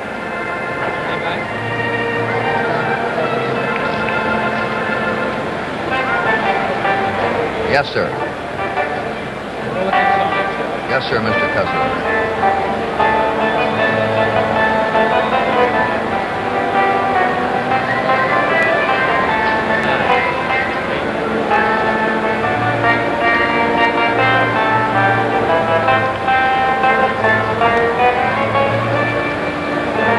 Tony Cloninger's coming in for the Reds, and while he warms up, let's go down to Tony Kubek. With me on the field, the chairman of the board of the Baltimore Orioles, Mr. Jerry Hoffberger. And Mr. Hoffberger, you and your staff have put together one of the finest teams in baseball history. Well, Tony, we have a great team, and I think the credit goes to Harry Dalton, Frank Caston, and Earl Weaver, and the coaches. They're the guys who really run the club, and the fellows out there doing the job for them. And we're glad to be here today. Well, you've put on a fine performance, and that guy you've got at third base is unreal. We'll come back and see him next year, Tony. Jerry, thank you so much. Let's go back upstairs. Thank you. Tony Cloninger will become the 4th Cincinnati pitcher. Merritt, Granger, Wilcox, and now Cloninger. The Orioles are leading 6-3 as we go to the last of the 5th inning. And to take over the play-by-play, the voice of the Baltimore Orioles, Mr. Chuck Thompson. Thank you, Curt, and again, good afternoon, everybody. Here is Cloninger. He was the loser in the 3rd game, the first one played here in Baltimore.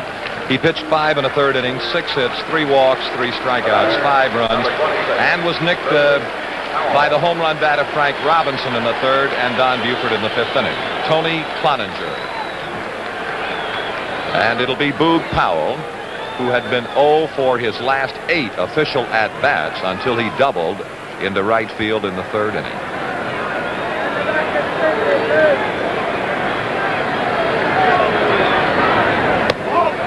Ball 1.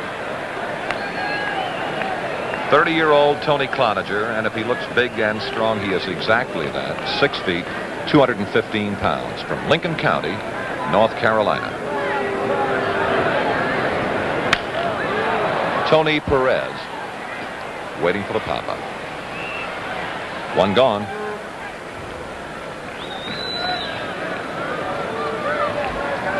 Baltimore left fielder Merv Rettenmund popped to short in the first. He singled to knock in the Orioles' 5th run in the 3rd inning. Baltimore 6 runs, 8 hits. Cincinnati 3 runs, 4 hits in this last half of the 5th inning.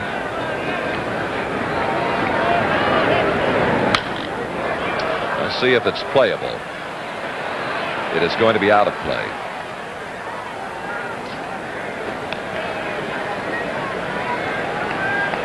In this World Series, now in Game 5, Tony Cloninger becomes the 16th pitcher used by Cincinnati.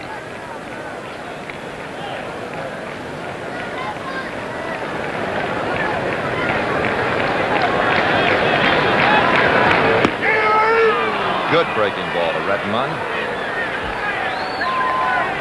Though I have watched American League Baseball for a few years, I must admire the plate technique of the National League's Billy Williams, the ball and strike umpire this afternoon. Fine work.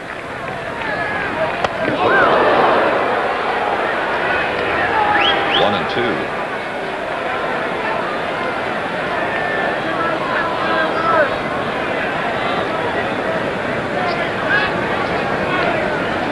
And Rettenmund pauses to reflect a moment. 1 and 2. Out of play.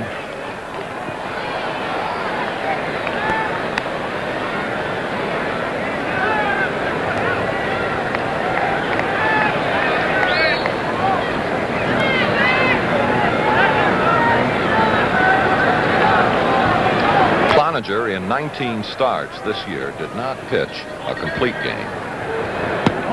2 and 2.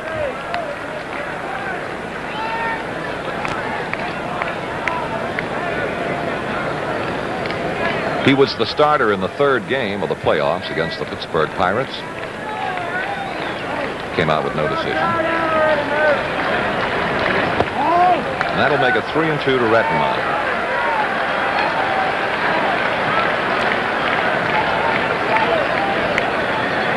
As has been said, control has been one of Cloninger's problems.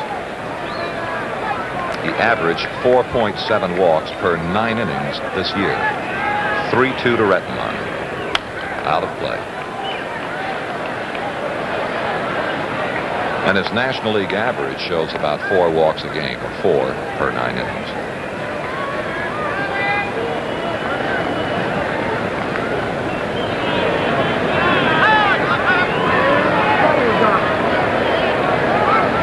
Again to Rettenmund. Out of play. As has been mentioned, Cloninger's best year in baseball, and what a year it was. 1965 with the Milwaukee Braves, he won 24 and lost 11. Since that time, his best year with the Atlanta team was in 1966, winning 14, losing 11. Right field, if it stays fair, it could be trouble. If it stays fair, it is. Fair ball, home run for Rettenmund.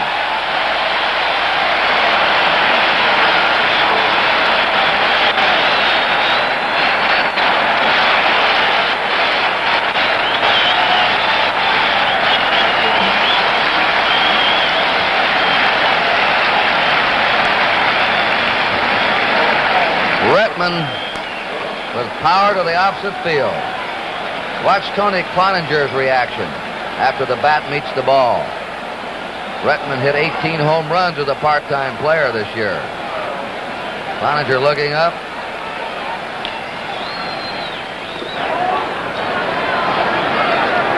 Brooks Robinson, ball 1. Brooks 0 for 2 this afternoon. Fly to left, grounded to second base. 1 out, Baltimore 7, Cincinnati 3. Out of play. 1 ball. 1 strike.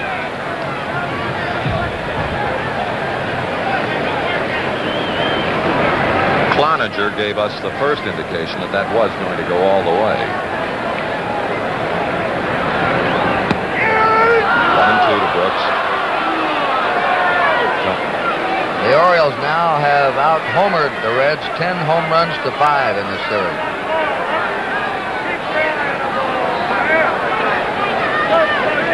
One and 2 the count to Brooks Robinson. 1 out. Well, let's see if the shortstop can get back on it or the center fielder in. No one. And Brooks Robinson fell, rounding first base. He is apparently all right, perhaps a little embarrassed. But that now is the 9th hit in the 1970 World Series for Brooks Robinson, tying a record that Curt Gowdy mentioned earlier. The last one to do it, Bobby Richardson, 1961. The second hit off Cloninger, and the 10th Baltimore hit in Game 5. Dave Johnson has walked and has singled to knock in a Baltimore run. 1 out. Brooks at first.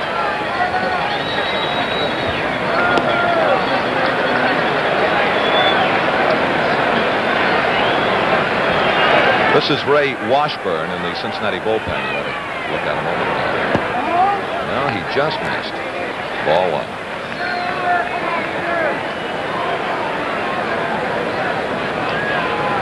If you had been in Baltimore with us early this morning, you could not possibly have believed that the Orioles and the Reds could play a couple of innings, let alone get to the bottom of the 5th. Fair ball. In the left field corner, you're watching McRae. Brooks is to third, and they hold him there. And to second base, Dave Johnson, his second, a 2-base hit of the series.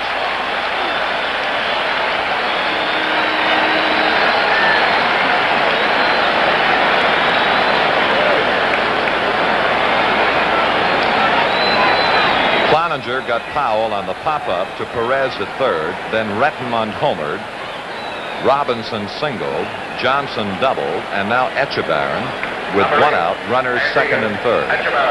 Outside of Clay Carroll, the Orioles have treated the bullpen of the Reds very roughly. And the strategy, as you see by Cincinnati, intentional pass to Etchebarren.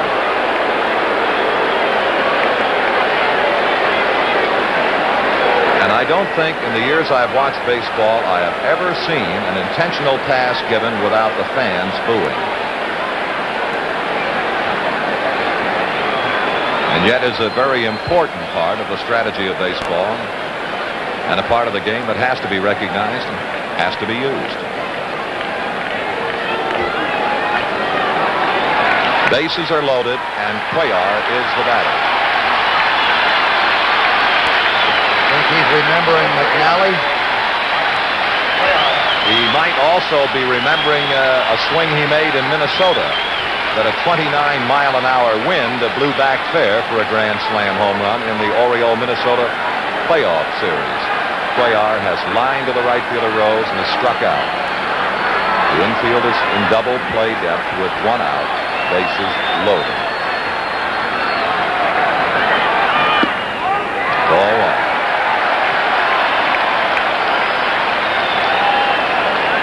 Here are the base runners. Look around.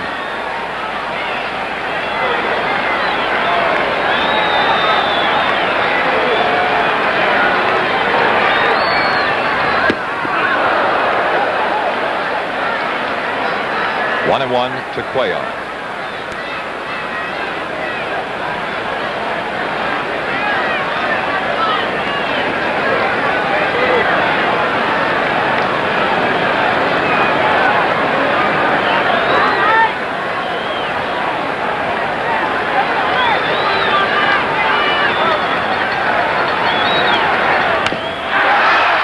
They might turn it to a double.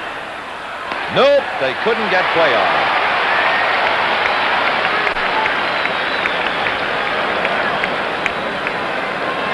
I was thinking ahead to that great throwing arm of Johnny Bench, and if anybody had a chance of getting 2 on that play, Bench did, but Cuellar reaches. Number 7, as the force is executed on Brooks Robinson at the plate, 2 out.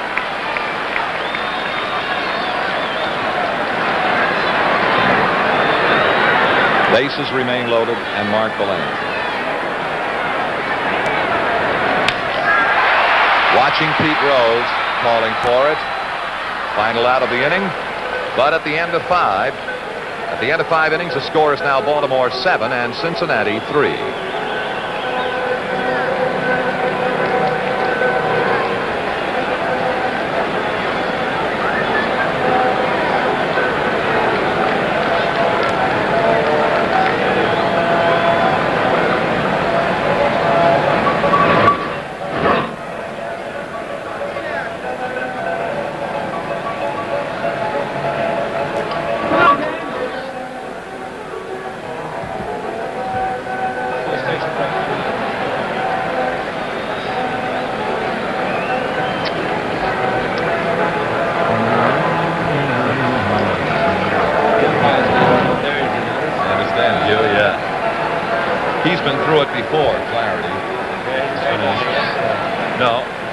Yesterday was Wednesday. It was a National League umpire Wednesday yesterday.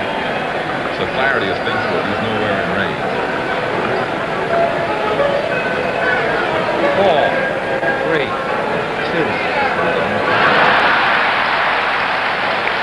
2. We pause now for station identification.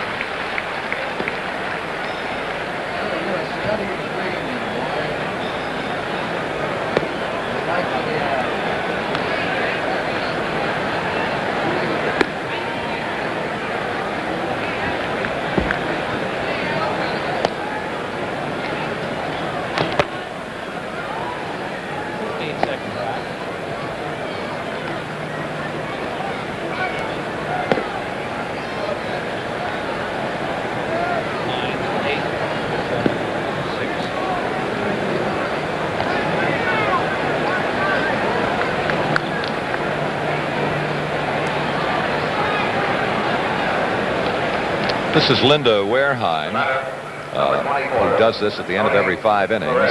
Not that, but does dust off the base paths, and she gave third base coach Alex Grants. Here is Tony Perez, 0 for 2 with a fly to left and a line drive to left.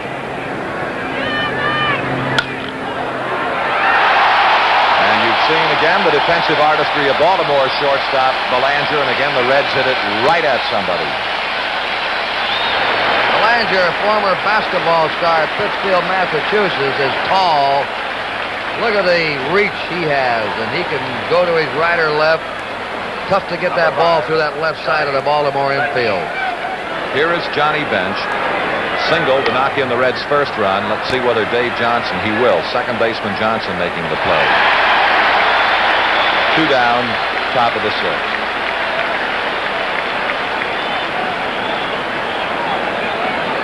And had it not been for Baltimore defense, particularly Brooks Robinson, what a great World Series May would be having. He is still having an outstanding series, but it could be even better. That was his seasonal average, 253, 34 home runs. He is 1 for 2 this afternoon with a double, and came on hitting .429 in the series, and that's the Cuellar curve. He now has 7 hits in 16 trips, has May, with 8 runs batted in, 2 home runs and 2 doubles, 1 and 1.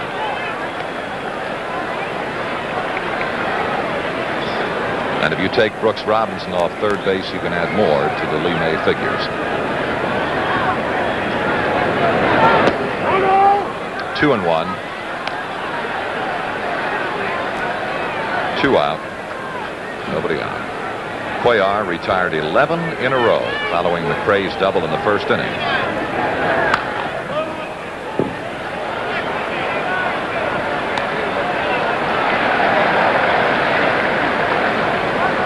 Well, here's a very interesting note again. The most runs batted in a 5-game World Series, 8 by Dan Murray of the A's in 1910.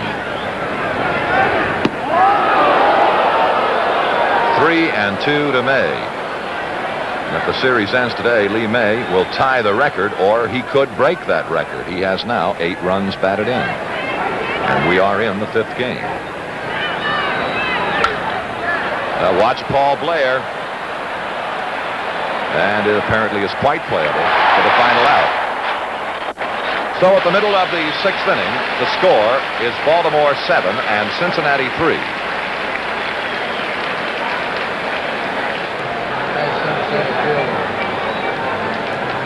He's there waiting for him, yes.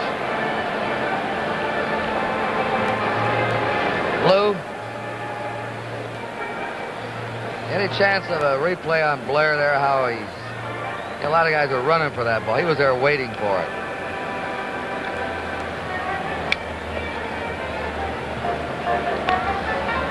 He took home run away from Tony Cuellar in that same spot. He went out of the ballpark and Harden was ready to catch the bullpen. He went up the fence and reached over and followed.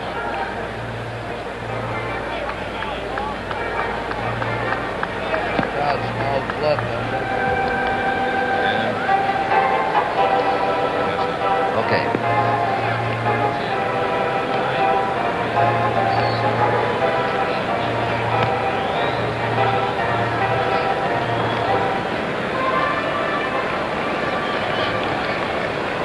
In the Baltimore half of the 6th inning, Paul Blair, who singled in the first, singled in the second, and struck out in the 4th, will face Cloninger. The batter, number 6, Paul Blair. I think it can be said without fear of contradiction, there is not a better center fielder in the American League than Paul Blair. Curt? Sparky Anderson compares him to Willie Mays, how shallow he plays. Well, that's putting Paul Blair in outstanding company. That makes it 1-1, and you saw Frank Robinson, the on-deck hitter.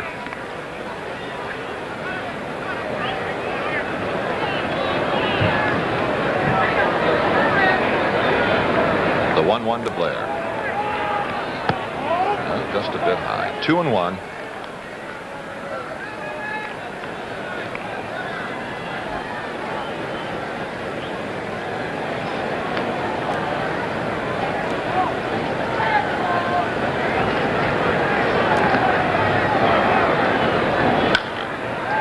Out of play.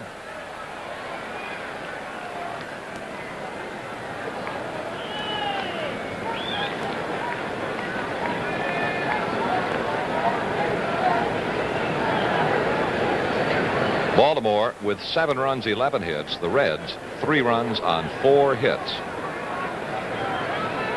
All 4 hits, all 3 runs in the 1st inning for Cincinnati. 3-2 to Blair.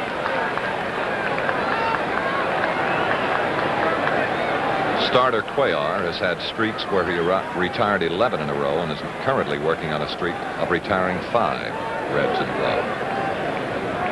3-2, Cloninger to Blair.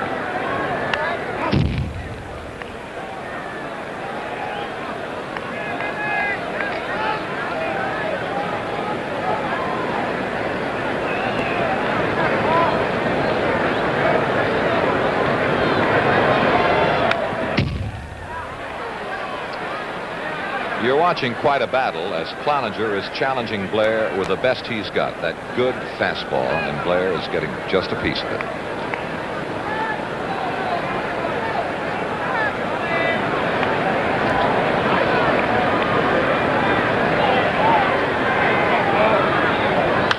Out of play again.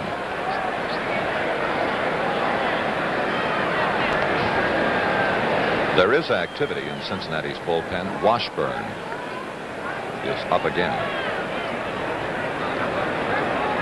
And again a 3-2. Cloninger to Blair. There's Washburn.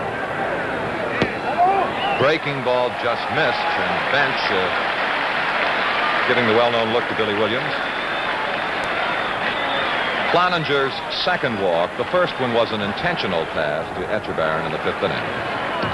And the batter is Frank Robinson.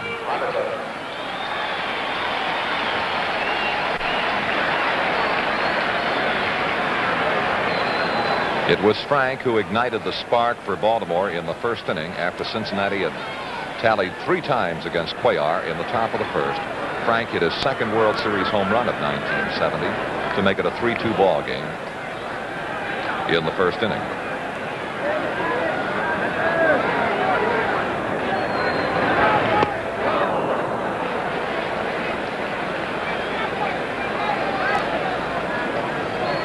May holding with Blair. And Powell, the on-deck hitter. So Cloninger is working his way through the heavy end of the Baltimore batting order here in the bottom of the 6th.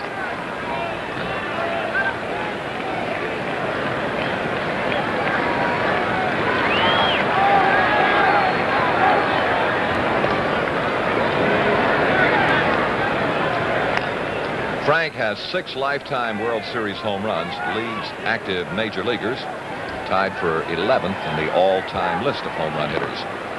You can see that Cloninger is more than a bit concerned with the lead of Blair at first base.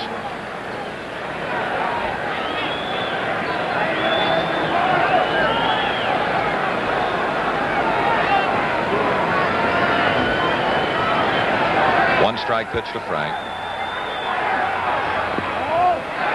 1-1. Blair held. He's not going anywhere. The fellow that we've been watching on the pregame show during the World Series no longer active as a player. Mickey Mantle has the most World Series homers. He had 18. A ball and a strike to Frank Robinson.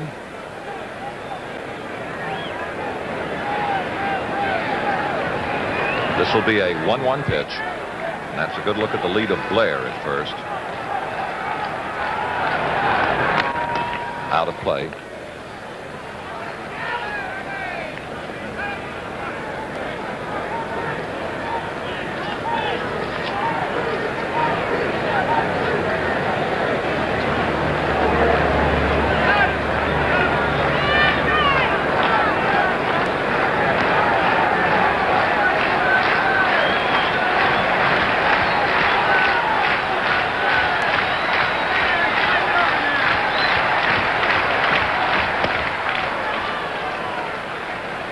One gone as Frank Robinson is out on strikes. The batter booed Powell.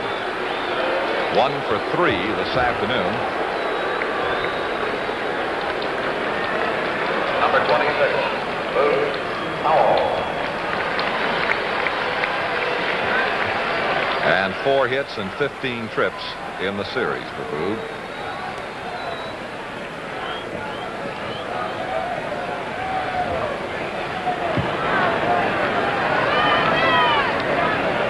May is still holding with Blair at first base. Watching Blair on his way to third. The throw will be to second base. And Powell has his second hit of this game, number 5.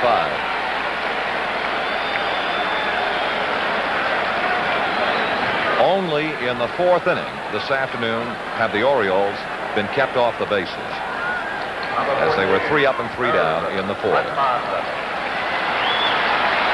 Merv Rettenmund, 2 for 3 this afternoon, including a solo home run last time at that in the 5th inning. 1 out.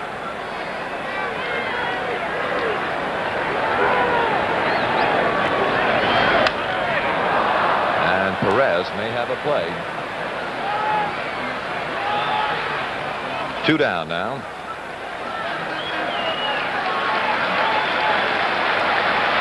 With 9 hits in a 5-game World Series, here is Brooks Robinson. Number 5, Brooks Robinson. And he's only hitting .474 in this World Series.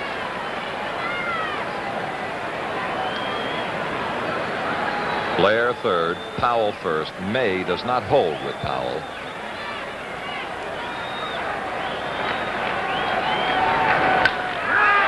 Good play by Perez. The short route for the force on Powell at second and the final out. At the end of the 6th inning, the score is Baltimore 7 and Cincinnati 3.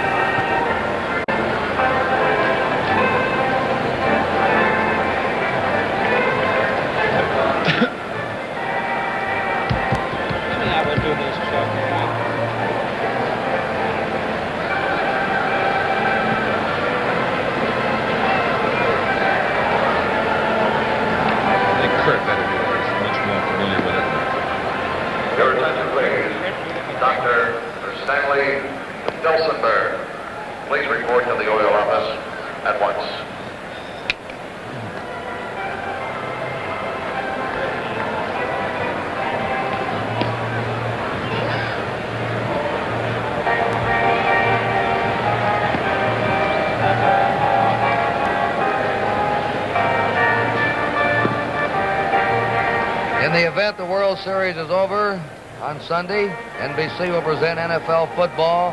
1 o'clock Eastern Daylight Time, Baltimore at New York, Miami at Buffalo. 2 o'clock it'll be San Diego at Chicago. 4 o'clock Kansas City at Cincinnati, Pittsburgh at Houston. For the game in your area, consult your paper for the listing. NFL football on NBC this Sunday if the World Series is over.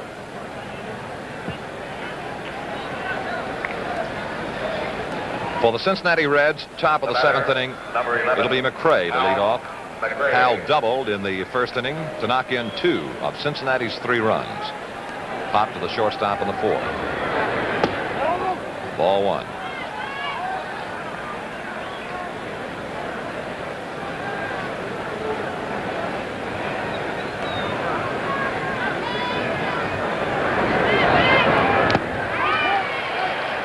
We pause briefly for station identification. This is the NBC television network.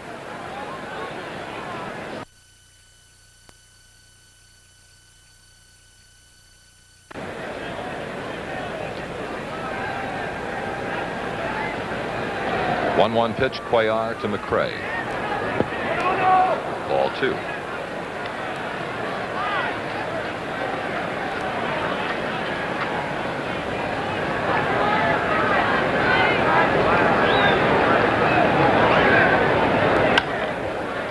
Well, if it stays in play, Etchebarren will handle it. One away.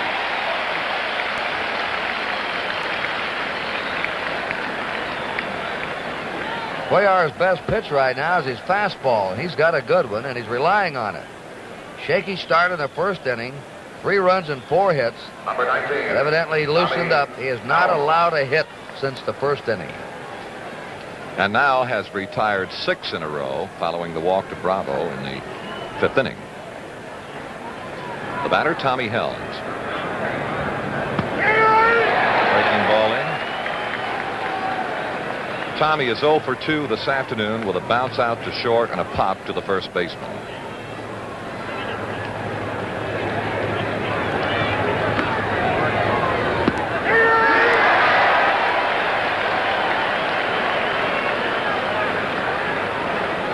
Washburn in the Cincinnati bullpen. 2-strike pitch to Helms. Foul ball. Concepcion on deck hitter.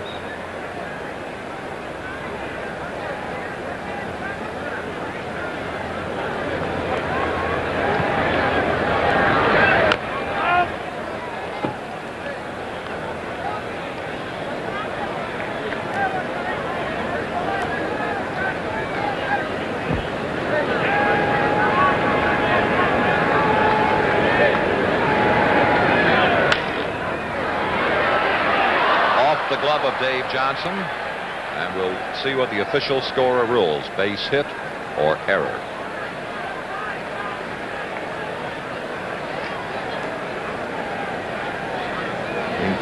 Base hit. And the first for Cincinnati since McRae's double in the first inning.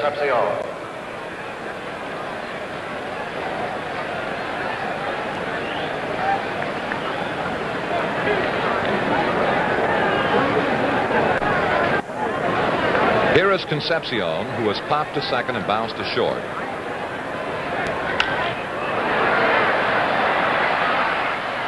And he singles to right field. Down to second goes Helms, who had, of course, to hold. And now with 1 out, the Reds have put together back-to-back base hits, and we'll see who the pinch swinger could be for Cincinnati. Curt? Frank Robinson gave it the old decoy that time, trying to make Helms believe that he was going to catch that ball, and nearly forced him at second.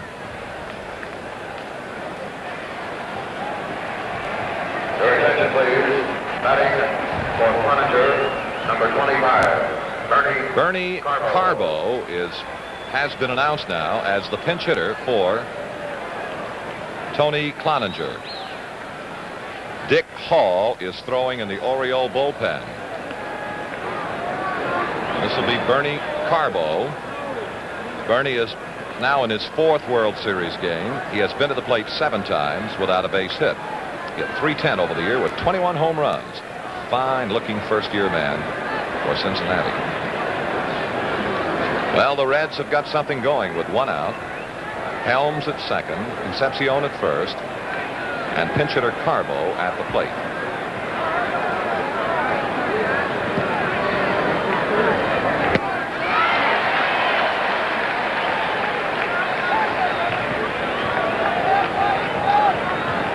Frank Robinson was the man who nicknamed Oriole left-hander Cuellar Crazy Horse because of that magnificent countenance. Cuellar, 1, double play, and the Orioles are out of the inning. At the middle of the 7th inning, the score continues: Baltimore 7 and Cincinnati 3.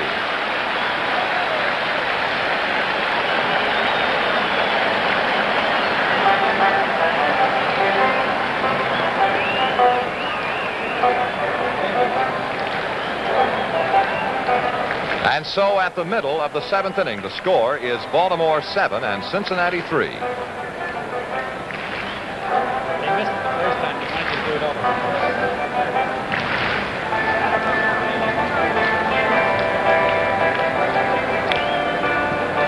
I told you already when it was too fast. I'm sorry. 3 outs. All I have to do is wait for the cue. That's it. They have to do it.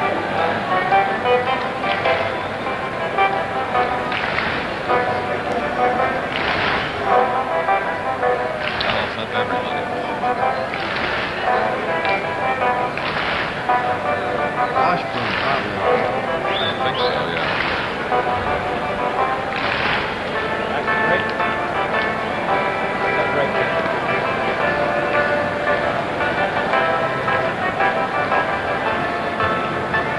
Throw it to Tony.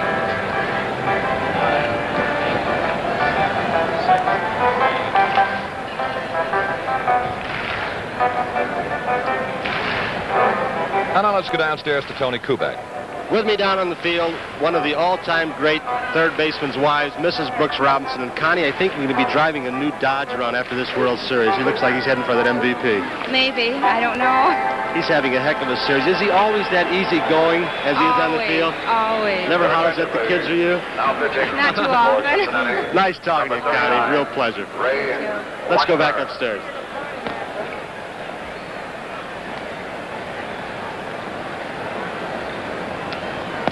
On the screen, Ray Washburn, and he was 4-4 on the year, and the ERA 6.95, and this is his first appearance in the 1970 World Series.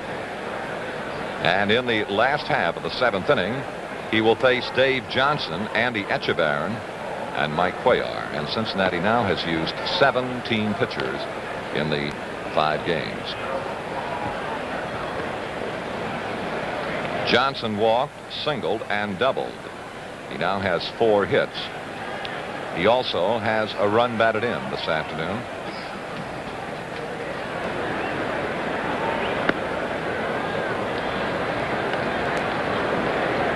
Ray Washburn makes his home in Kirkland, Washington, 32 years old. It's for the Cardinals in the 1967 and in the 68 World Series. Had a 1-1 record.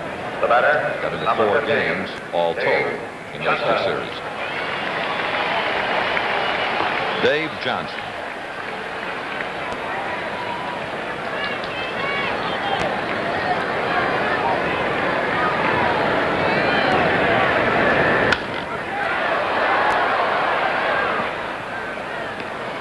One away.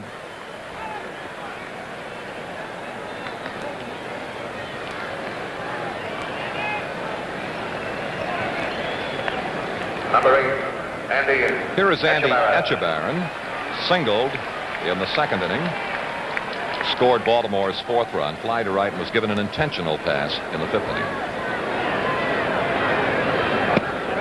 Ball 1.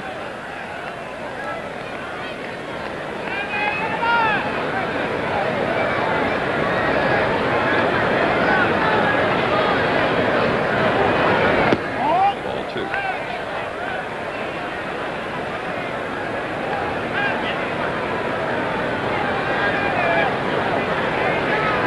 Washburn. 2-0 to Etchebarren.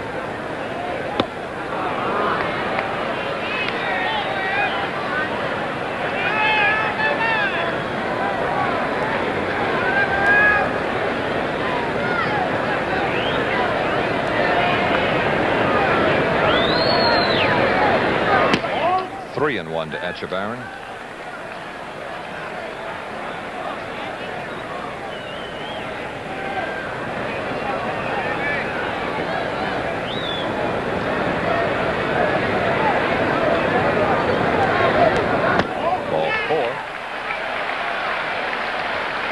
A one-out walk to Echebarren brings out Mike Cuellar, and he should get a fine ovation from the Baltimore hands here at Memorial Stadium. Number 35. And also, Chuck, he's the only man in the lineup who hasn't had a base hit yet. He'll be trying to get one.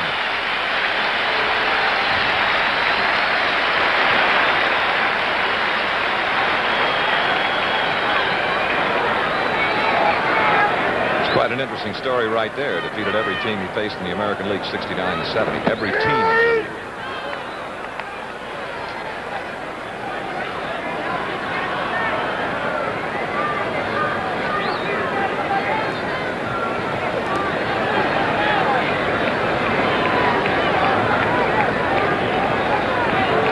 One strike to Cuellar.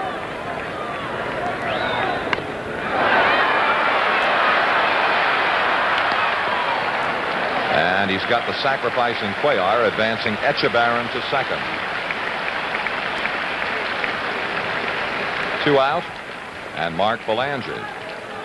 Cuellar, McNally, and Clyde Wright of the Angels defeated all of their opponents in the American League this year. In '69, Cuellar and Palmer had the same success, defeating all other clubs in the American League at least once. Belanger has one hit in 4 trips this afternoon, but it knocked in a run for Baltimore in the second inning.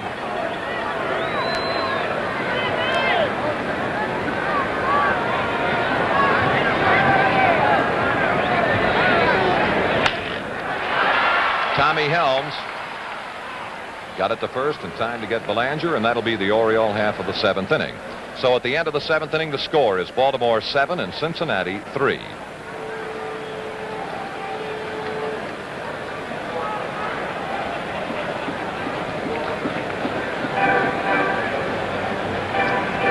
Tough innings to face, hasn't he?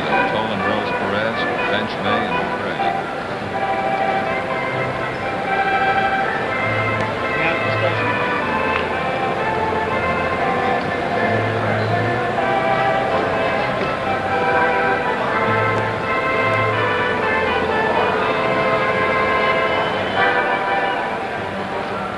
Your attention, please.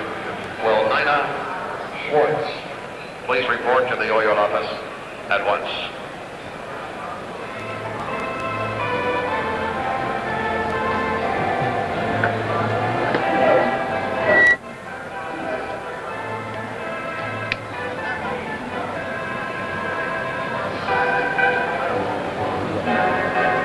It looks like they let me check. I think it's Leonard. 3 seconds. 2, Leonard. We pause now for station identification.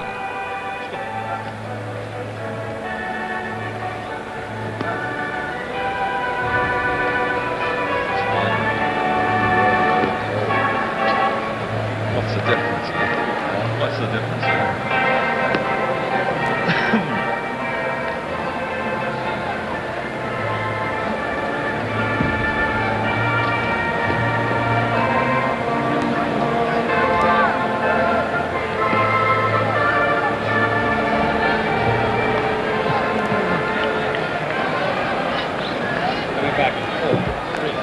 The batter, number 28, Bobby Tolan.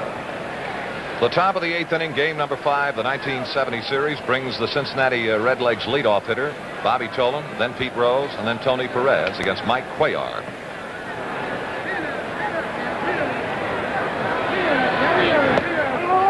Did he or did he? He did not. It is a ball 1.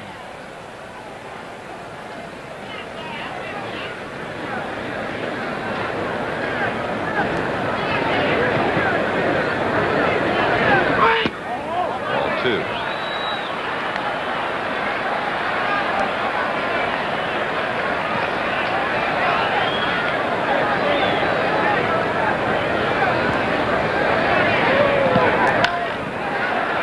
Blair is coming on in center field for the first out on the top of the 8th.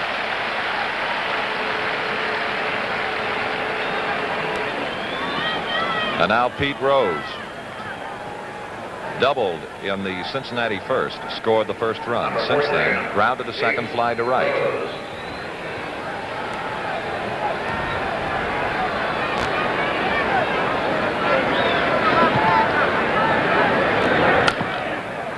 Belanger at shortstop. 2 gone in the 8th, and the applause gets a little louder with every out now. Here is Perez. Fly to left, line to left, and Belanger made a great leaping catch to take a base hit away from him in the 6th inning. Right-handed Dick Hall, left-handed Pete Rickert are working in the Baltimore bullpen. 2 out and an on. Hard slider, ball 1. And I believe by crowd reaction that we're getting a slight drizzle here at the stadium now. Popped him up, middle of the infield. Who will make the play? Belanger is calling for it. Belanger will make the play. 3 up, 3 down. In 1-2-3 order. So at the middle of the 8th inning, the score is Baltimore 7 and Cincinnati 3.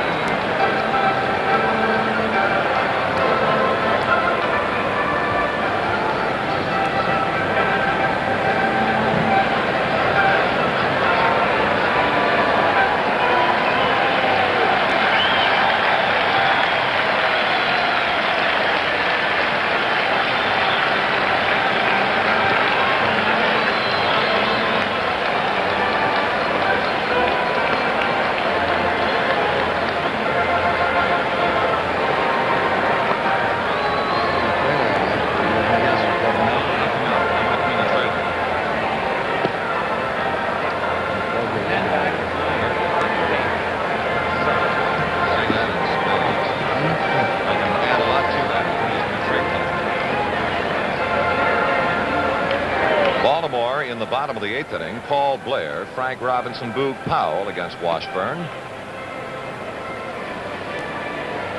And apparently there is a slight drizzle beginning to fall at Memorial Stadium as we go to the last half of the 8th inning. And the Orioles have to consider themselves extremely fortunate that with the weather confronting them in Baltimore this morning and up until noon today, that they were able to get along as far as they had in Game 5 without a deluge. Thunderstorms were predicted, intermittent rain, and this is the first drizzle that we have had since the early moments of the game. Blair. Strike 1. Blair has had 2 hits and 3 trips.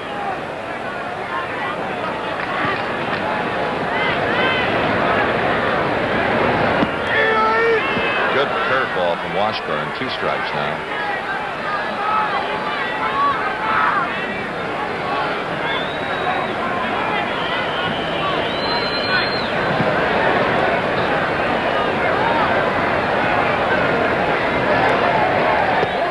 One and 2.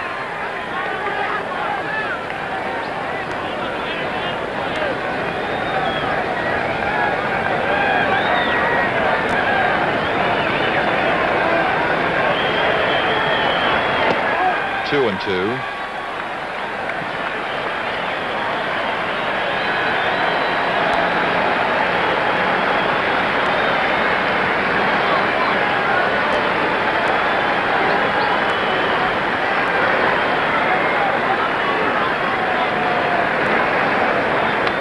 Out of play.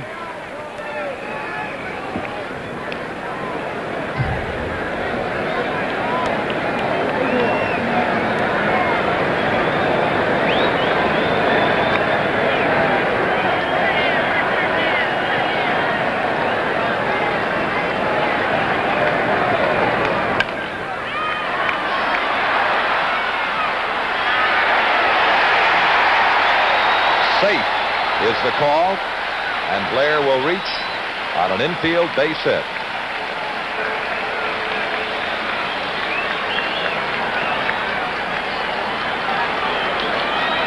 This is quite an effort here by Concepcion. A throw with something on it, just missing Blair at first.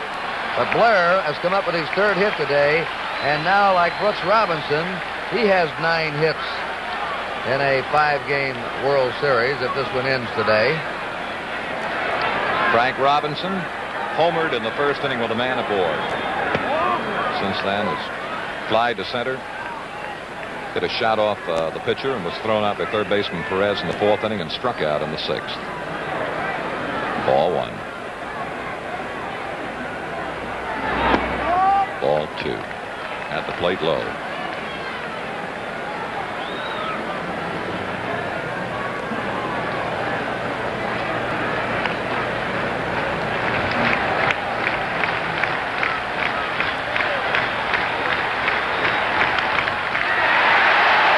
Robinson to right field. Blair will hold at second.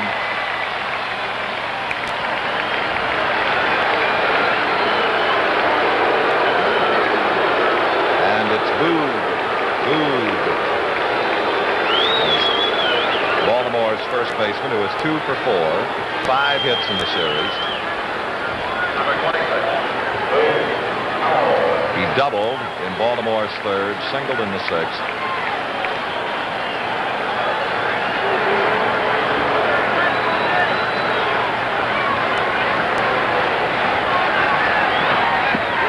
Good curve from Washburn. Strike 1.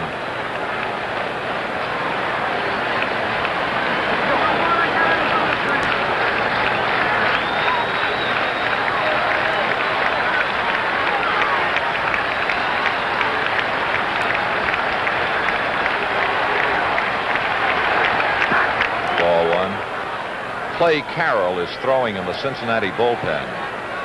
Here he is. By far the most effective of Cincinnati's relief pitchers in the series. 1-1 the count to Powell. Blair second, Frank Robinson first.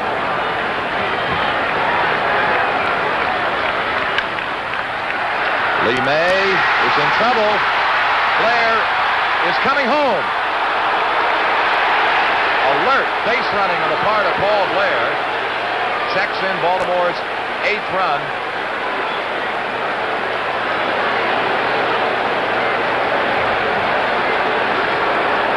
Here's the replay. This ball hit hard, backs May up, and then handcuffs it. He loses his underfooting. Slips and falls down. As Tommy Helms picking the ball up, throwing the pitcher, and Blair scored on the play. The pitcher with his back to the plate. Here's Blair, who was on second, and he just rounded 3rd and kept coming when he saw Washburn with his back to him at first. And Baltimore leads 8-3, 1 out. Frank Robinson at second base. Rettenmund on a 2 for 4 afternoon against Washburn. The out at first and Powell, first baseman, the second baseman, the pitcher covering. Out of play. Curt. By the way, Powell gets an RBI. Correct. He was out 3-4 to 1, but Blair scored on the play, so give Powell a run batted in. 1 strike to Rettenmund. 1 out. Ball 1.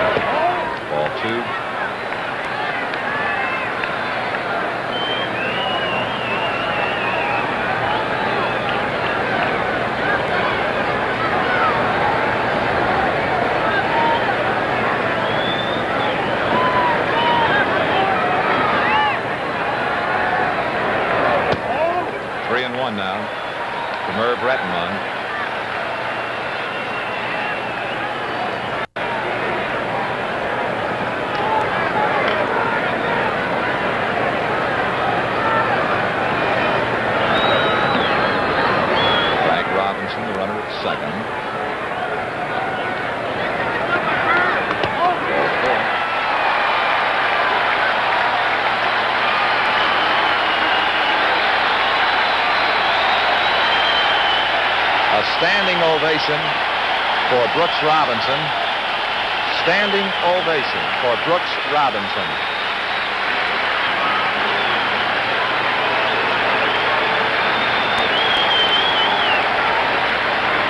We're going to bring Clay Carroll on. Brooks Robinson has a chance, if this series ends today, if he gets a base hit, to break the all-time record for most hits in a 5-game series.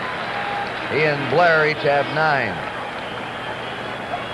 So while we wait for the pitching change, there's a break in the action here at Baltimore with a score of the Baltimore Orioles 8 and the Cincinnati Reds 3.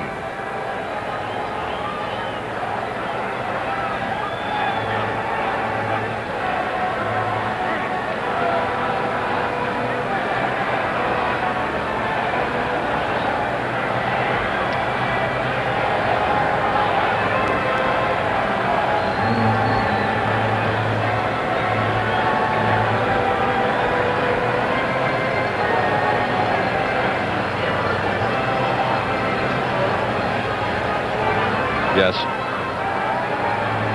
Whenever you want me to leave. I think I can. Thank you. Play Carroll.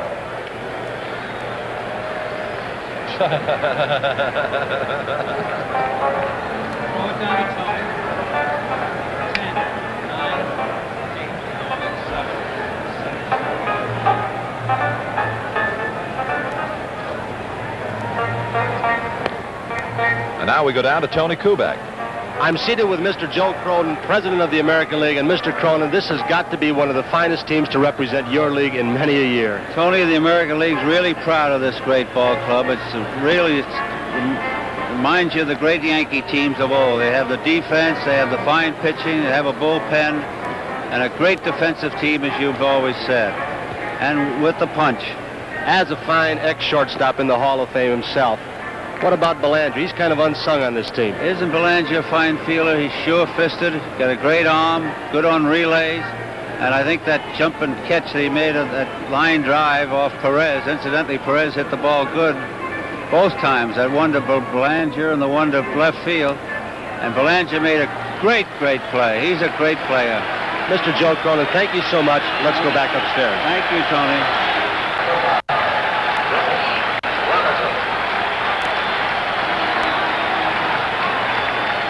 Here is Brooks Robinson, 1 out, Baltimore runners. Retmund at first, Frank Robinson at second in time. Clay Carroll, and he has been truly magnificent for Cincinnati in the 1970 series. Now let's see if it's in or out of play. Giving it a look is McRae, and it is out of play. And a fine catch by that spectator. Clay Carroll, for the Reds in 1970, is now in his 4th game of the 5-game series to date. He has won a game without a defeat yesterday's, pitching 8 1/3 innings, allowing only 4 hits, walking 2, and striking out 9. 1 strike to Brooks. Good fastball from Carroll, 2 strikes. Looking ahead to the Cincinnati 9th bench, May, McRae are the 2 batters against Cuellar. Out of play.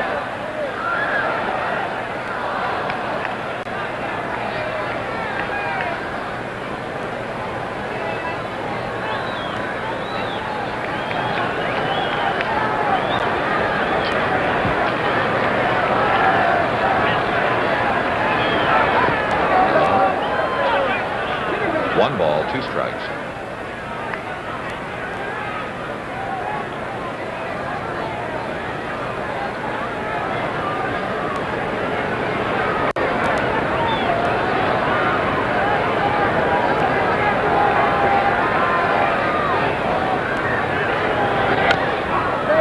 Now holding 1 and 2.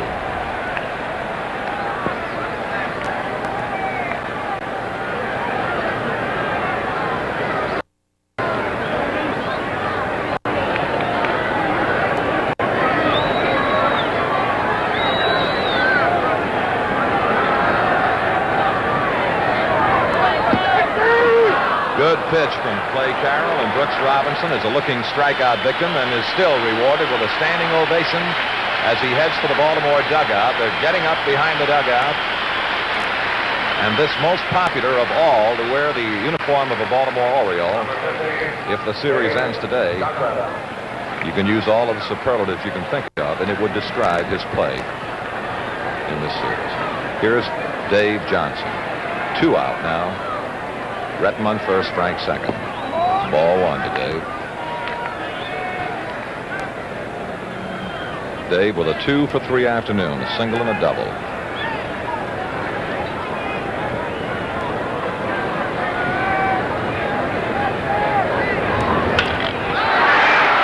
Baltimore continues. Frank Robinson around third. And he scores run number 9.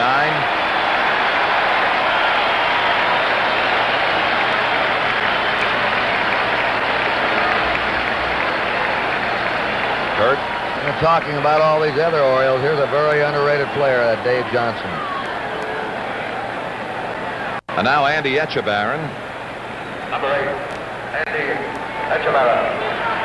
Andy has singled, flied to right, and walked twice. One of those times intentionally.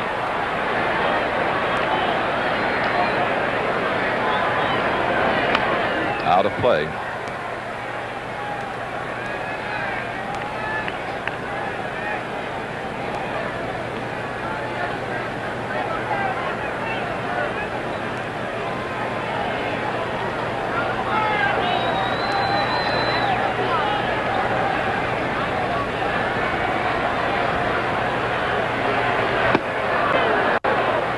Two strikes to Etchebarren. Runs 8 and 9 are charged to Washburn.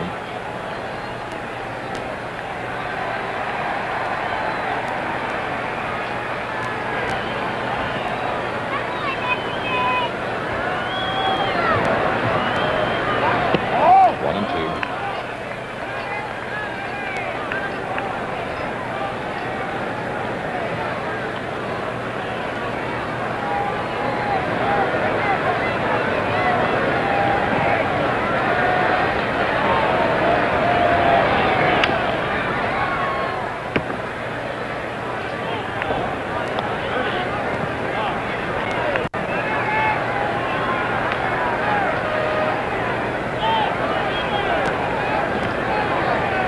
In the Baltimore bullpen, the right-hander Hall, the left-hander Rickard. Rick way to the right side of the picture.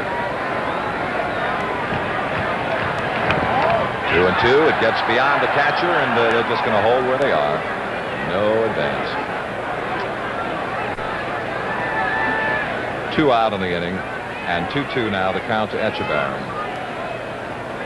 Again, I point to the Cincinnati 9th inning. 2 batters, Bench, May, and McRae.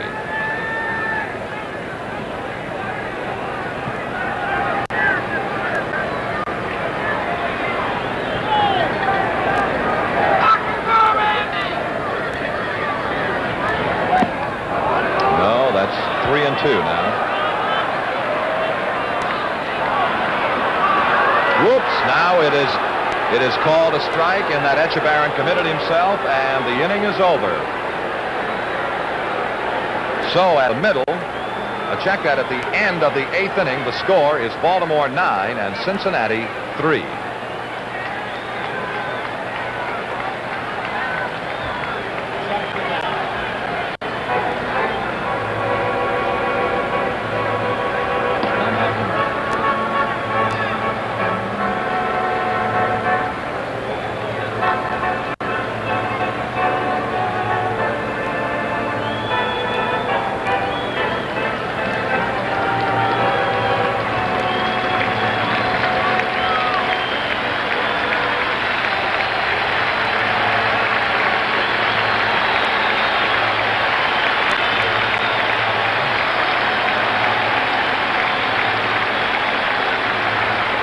Will be on hand to bring you all the activity. Well, the Reds are up in the 9th inning now.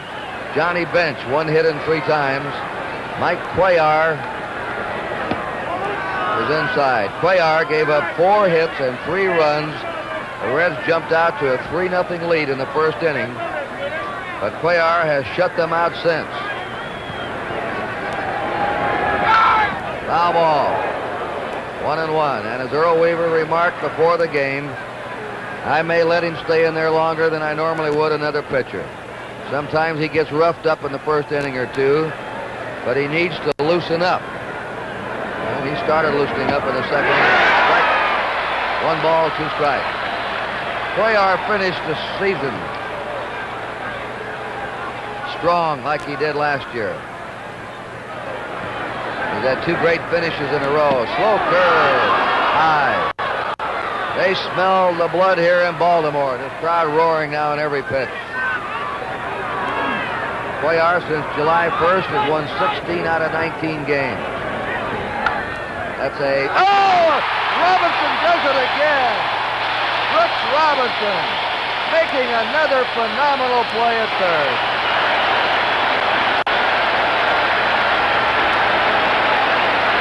Here it is. You watch it. We're getting used to seeing this. Diving, taking in foul territory. It's been a baseball ballet at third base in the 73rd. A long drive foul by Lee May. And Robinson has already been named the winner of the 16th annual Sport Magazine World Series Award as the outstanding player in the 70 series. No question about it. Strike 2 to Lee May, who's been the top player for the Reds. Lee May deserves a lot of credit. He's had a great series.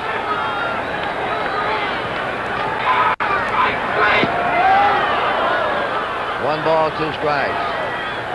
3 of these games have been by 1 run in this series.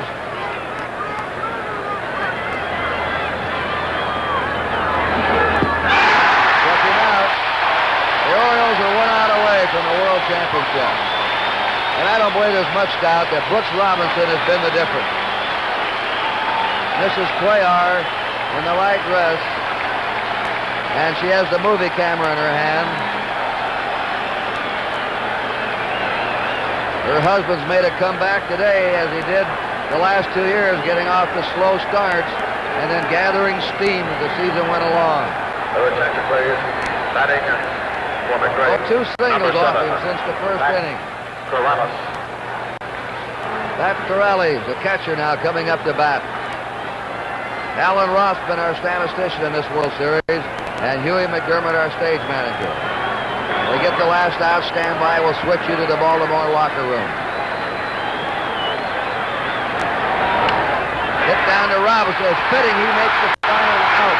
Brooks Robinson throws him out. Baltimore is the world champ.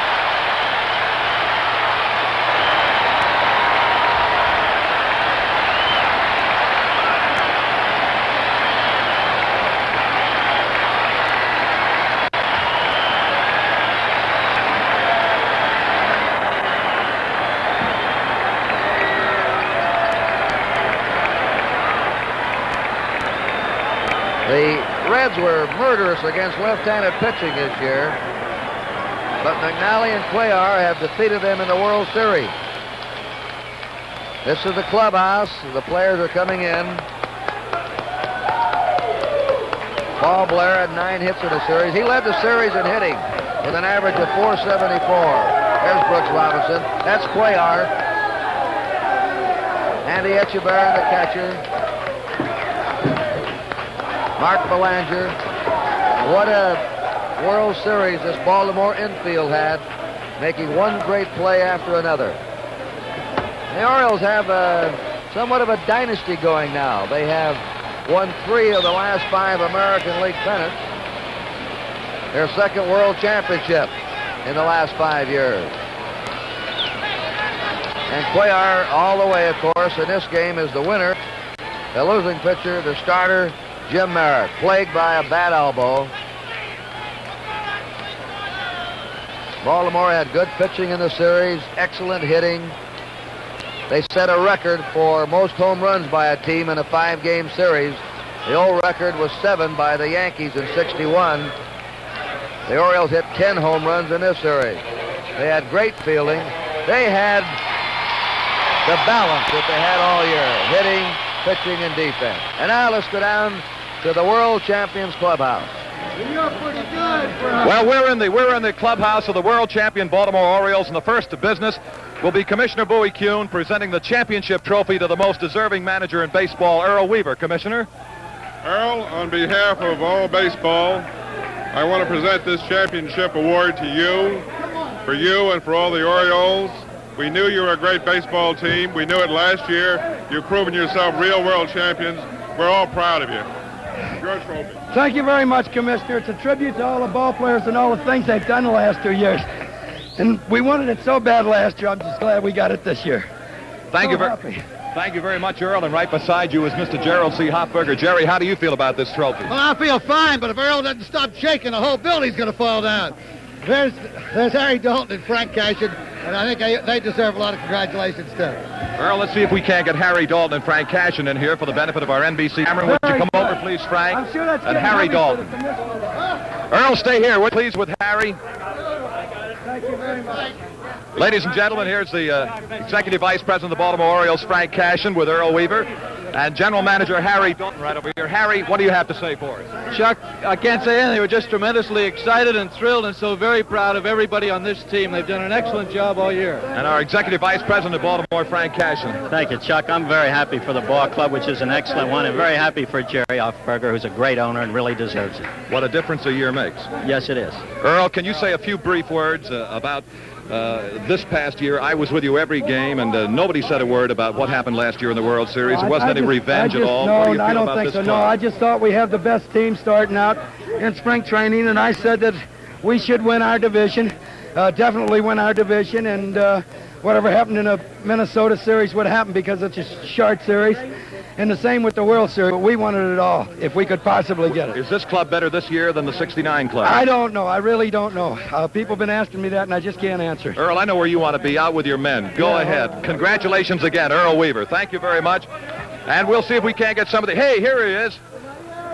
Here is the winning pitcher in the deciding game of the 1970 World Series, Mike Cuellar. Mike, I'll not ask questions. Anything you care to say for the NBC worldwide television audience? Well, what I can say, I'm so excited now to get, real happy now with the guys over here, with all the teammates do the job over here. Beautiful. Well, we heard about stiffness in the shoulder and not feeling too well prior to the game. Would you comment on that, please? Yeah, today I feel a little bit, on the shoulder, a little hurt. And there's only one thing you'd like to do, and that would be repeat it again next year, correct? I hope so. We're going to try hard. We're going to try hard. Mike Cuellar, thank you very much. And let's bring in Brooks Robinson right over here. Brooks, would you come over here, please? Here is Brooks Robinson. And Brooks, everyone tells me that you're going to be the player of the 1970 World Series. Any comments? No, I'm just glad it's over. It was a great series, and things just really broke great for me. And I tell you, it took 25 of us, and this group worked together and played together and all year, and it's great to be number one. Brooks, you've been with this organization a long time. Are there any differences, any changes that have come along in developing of the ball club that you think have perhaps highlighted the success they enjoy this afternoon? Well, I tell you, getting Frank Robinson in '66 really put us over the hump. We were a good ball club. That made us the best around for a while, and I just hope we can, I'm going to enjoy it for a whole year, and in spring training we start all over again even. Well, it's great to win. It's the only thing as far as Baltimore is concerned, but you did play a very fine baseball team in Cincinnati, and I'm sure the people would like to hear your comments on those Reds. Well, we certainly respected them quite a bit. We caught them kind of short-handed without their best pitcher the first of the year, Simpson, and of course Merritt. He certainly wasn't himself today. He pitched against us in this league, and he just wasn't throwing. I know he had a bad elbow, and that was the big thing. I felt like we were going to score on their ball club, and if we kept them from breaking it wide open, well, we'd be in good shape. Brooks, congratulations. Everyone has enjoyed the great success that you have had in this 1970 series. And speaking of gentlemen, we have one trying to move into our picture. If you'll come right in right now. Sparky Anderson, the manager of the Cincinnati Reds. I just want to say the best ball club won, and I'd like to say that I hope the writers now give Earl Weaver what he deserves. This guy, somebody ought to shoot him. Nice going. Sparky Anderson, ladies and gentlemen, the manager of the Cincinnati Reds, and what a great tribute from a fine gentleman, Sparky Anderson, to come over to the Winners Clubhouse and congratulate Brooks Robinson and manager Earl Weaver, and of course the Baltimore Orioles, who are in the midst of a very fine celebration. We're looking around for Tony Kubek to see if Tony has another one of the Orioles that he'll be bringing up here for us, and we'll be happy to talk to any and every one that Tony will bring up here. Here on the way up right now. Hold on, before we continue with more player interviews, let's go right upstairs for one moment. Game 5 of this 1970 World Series has been brought to you by Gillette Platinum Plus, double edge or injector for the shave you've always wanted, and more. By Salem Filter Cigarettes, take a puff, it's springtime. And by Chrysler Corporation, extra care in engineering. Your host today, your local Chrysler Plymouth dealer. And let's go right back now to the Baltimore clubhouse. And with me is a fellow that the Baltimore Orioles call the Blade, Mark Belanger. Mark, there couldn't be a greater moment in your baseball career. No, this is the greatest moment of my life. I'm so happy. I like to cry. I really do. What was the effect of yesterday's Cincinnati Red victory on this clubhouse yesterday afternoon? Well, we figured that we got 3 wins and they got 1, and I think we'd rather be in that spot than 1 and 3, just like they were. So we just bounced back today and said, let's go get them today, and this is what we did. And it was well accomplished. You played an outstanding brand of defensive ball, but it sounds strange to keep saying that, even though the Orioles perhaps made more errors than the Reds did in the series. Well, I'll tell you, that guy over third base there, he's not too bad. Not too bad. It's a pretty nice compliment for Brooks Robinson, of course. And Mark, we congratulate you. And I look over my shoulder, and you mentioned Frank Robinson, and if you'll pardon me a moment, we'll go to Frank. Frank, a moment ago, a teammate of yours, Brooks Robinson, paid you a very fine compliment. I asked that in the years he has been with the club, he has been with them for quite a few years, was there a single change that he thought perhaps keynoted the success he celebrates this afternoon? He said, when we got Frank Robinson in 1966. Well, that's a great compliment, Chuck, and coming from an individual like Brooks, it really makes me feel good. Frank, we'd just like to hear a few of your thoughts about this 1970 series, if you perhaps during the series you reflected on 69. Well, we did, Chuck. I think we reflected on 69 all this year, actually, without really saying it. I think the fellas all went along, dedicated themselves, and said we were going to spring training to get ourselves in the best possible shape. We got ourselves mentally fit for this year. We were going to win the championship this year in the American League and get another shot in the series, and just go out there and come out on the winning end. And we didn't have the rah-rah thing about it. Each individual did it in spring training, got themselves in shape, and went out and did it on the field. Sparky Anderson stepped in here a moment ago and said something I felt needed to be said. You can't say it too often. He wanted to pay Earl Weaver a great compliment for the manner in which he has handled the Baltimore Orioles, and I've heard you discuss this, and I would like to have you repeat it for our television audience. Well, Chuck, actually, Earl just doesn't get the credit he deserves. I'm not saying by the press or whatever. I just don't think people give him the credit he deserves. Earl has done a tremendous job with this ball club ever since he took it over in the middle of the 68 season. The thing about Earl is he gets the best out of 25 ball players. He's not afraid to use a 25th ball player to try to win a ball game. He doesn't mind making a move or being criticized for it if he feels like he's going to win a ball game. A lot of people ask us what kept our bench so sharp, and that's because Earl didn't mind playing that bench during the season, give them a few games to play so they could see some pitching and be sharp when he needed them. He didn't let them sit there and collect rust. One other question I think baseball fans are asking, if they're in my position, they want to know, is Frank Robinson playing or managing next year? With this feeling going right now, Chuck, I'm going to reflect on this feeling. I'm going to enjoy this right now, and I'll tell you the way I feel right now. I want to be one of the 25 guys like this next year, leave the headaches and the trouble to someone else. I feel like right now I'm going to be a player next year. This is tremendous. And Frank feels that there are a few more years left for Frank Robinson. That's right, and I'd like to say one thing, and this isn't trying to butter Brooks up, but this guy had a tremendous series, Chuck. I don't think anybody could have dreamed of the series that he had going into this series. But if the people just remember, and this shows you what a great ball club we have, and there's no one individual's on this ball club. In the third inning, Brooks Robinson has the hottest series, but he went to right with a man on second, nobody out, and got the man over the third. And this just shows you what this ball club has done. No one is too big on this ball club, and I'd just like to take my hat off to Brooks. He's done a hell of a job, this series. And this guy's always done it when the chips are down. He's able to come up with the big plays and drive in the big run. Frank Robinson, again, congratulations and thank you for your kind words. And we have Dave McNally coming into our picture right now. Thank you, Frank Robinson. Well, Dave, this is way back in February when the pitchers reported down to spring training. This is the afternoon that you were looking forward to, right? This is what we're shooting for, and I'm so happy we made it, I can't believe it. And two of Baltimore's left-handers, Cuellar and McNally, went the route and defeated a fine baseball team that has had great success against left-handed pitching. Well, Chuck, they're an excellent hitting ball club and a real good ball club all around, and I was very happy and fortunate to beat them in the series, but I wouldn't want to pitch against them for a living. I understand. Dave, without, really speaking out of school, the Baltimore scouts that looked at the Cincinnati Red Ball Club, would you comment on the information they made available to you? Well, they did an excellent job of scouting the Cincinnati players, and almost any time we got the ball where they told us to get it, we made outs, but we made some mistakes, and they jumped on them. But another fine ball club. And Dave McNally, you're headed for a winter of golf. Is that correct? A winter of golf and relaxation. But a little bit of a celebration prior to the golf. I think we might find room for a party somewhere. Dave, improve that swing of yours. I think they'd like to see another Grand Slam home run. Okay, thank you, Chuck. Thank you, Dave McNally. And here's a young fellow that you speak of courageous athletes. I'd like to introduce the Baltimore bat boy. This is Jay Mazzone. And Jay, this, just say whatever you'd like to right now. This is the greatest bunch of guys in the world. Couldn't have anybody better. Thanks, Chuck. All right, Jay, and we congratulate you. This young man is just an outstanding example of what it takes to be successful in this way of life. Pitcher Jim Harden. And Jim, what about this feeling this afternoon? It's the greatest I've ever had. It's unbelievable, really. I didn't contribute in the series, but I was some kind of happy to be here. It's a nice kind of a habit to get into, Jim Harden, is it not? Every year. I'd like to bring in some of the boys who sometimes have been referred to as second-line players. There's no such thing. Manager Earl Weaver says there are 25. Chico Simone. Chico, you had the base hit out in Cincinnati. Thank you, Chuck, and that was a great thrill, but I think this one is bigger. And right alongside of Chico is Marcelino Lopez. Come on in here, Marcy. You came in to pitch to a left-handed hitter and did your job in Cincinnati. Well, that's the greatest moment of my life. I was hurt for 2 years. I never thought I was going to see this before. I feel so grateful. I don't have a word to say. This one is it. I know I didn't see my mother for 10 years, probably watching me on TV now. I like to say hello, and I'm all right. This is a great moment in my life, and I hope next year we do it again. Bless you, Marcelino, and we do hope that your mother has seen you this afternoon. And let's bring in Curt Moten over here, another one of the men who has been used by manager Earl Weaver. What about it, Curt? What do you got to say this afternoon? Everybody said how wonderful it is to be world champs and so on and so forth, but I don't think words can really describe my feelings because I never expected to feel this way. I don't usually get excited, but this is just really great. I'm glad we're on top. Curt Moten, congratulations and thank you very much. And Tony Kubek, would you come over here? Here is Pete Riggard. What do you say, Pete? How's it feel right Beautiful. now? Silly question. Beautiful. Of course. But any comment on the Cincinnati Red Ball Club? They're a good ball club, but I think their pitching isn't as good as ours. Their bench isn't as good as ours, and that's just a great ball club we throw out there at you. It is, and it has been day after day. Tony Kubek, I'd like to hear your comments in this series. No doubt about what Pete just says. That's a great ball club. This one happened to be a greater ball club for this series.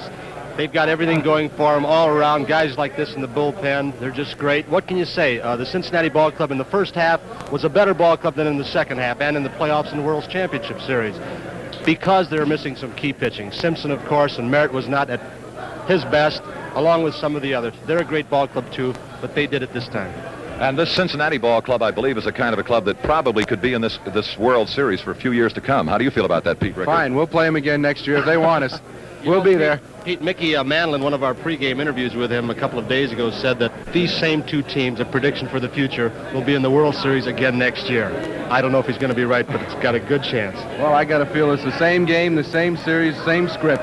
That'll be fine with me. I hope so. And could I call in another one of the lesser known of the Baltimore Orioles?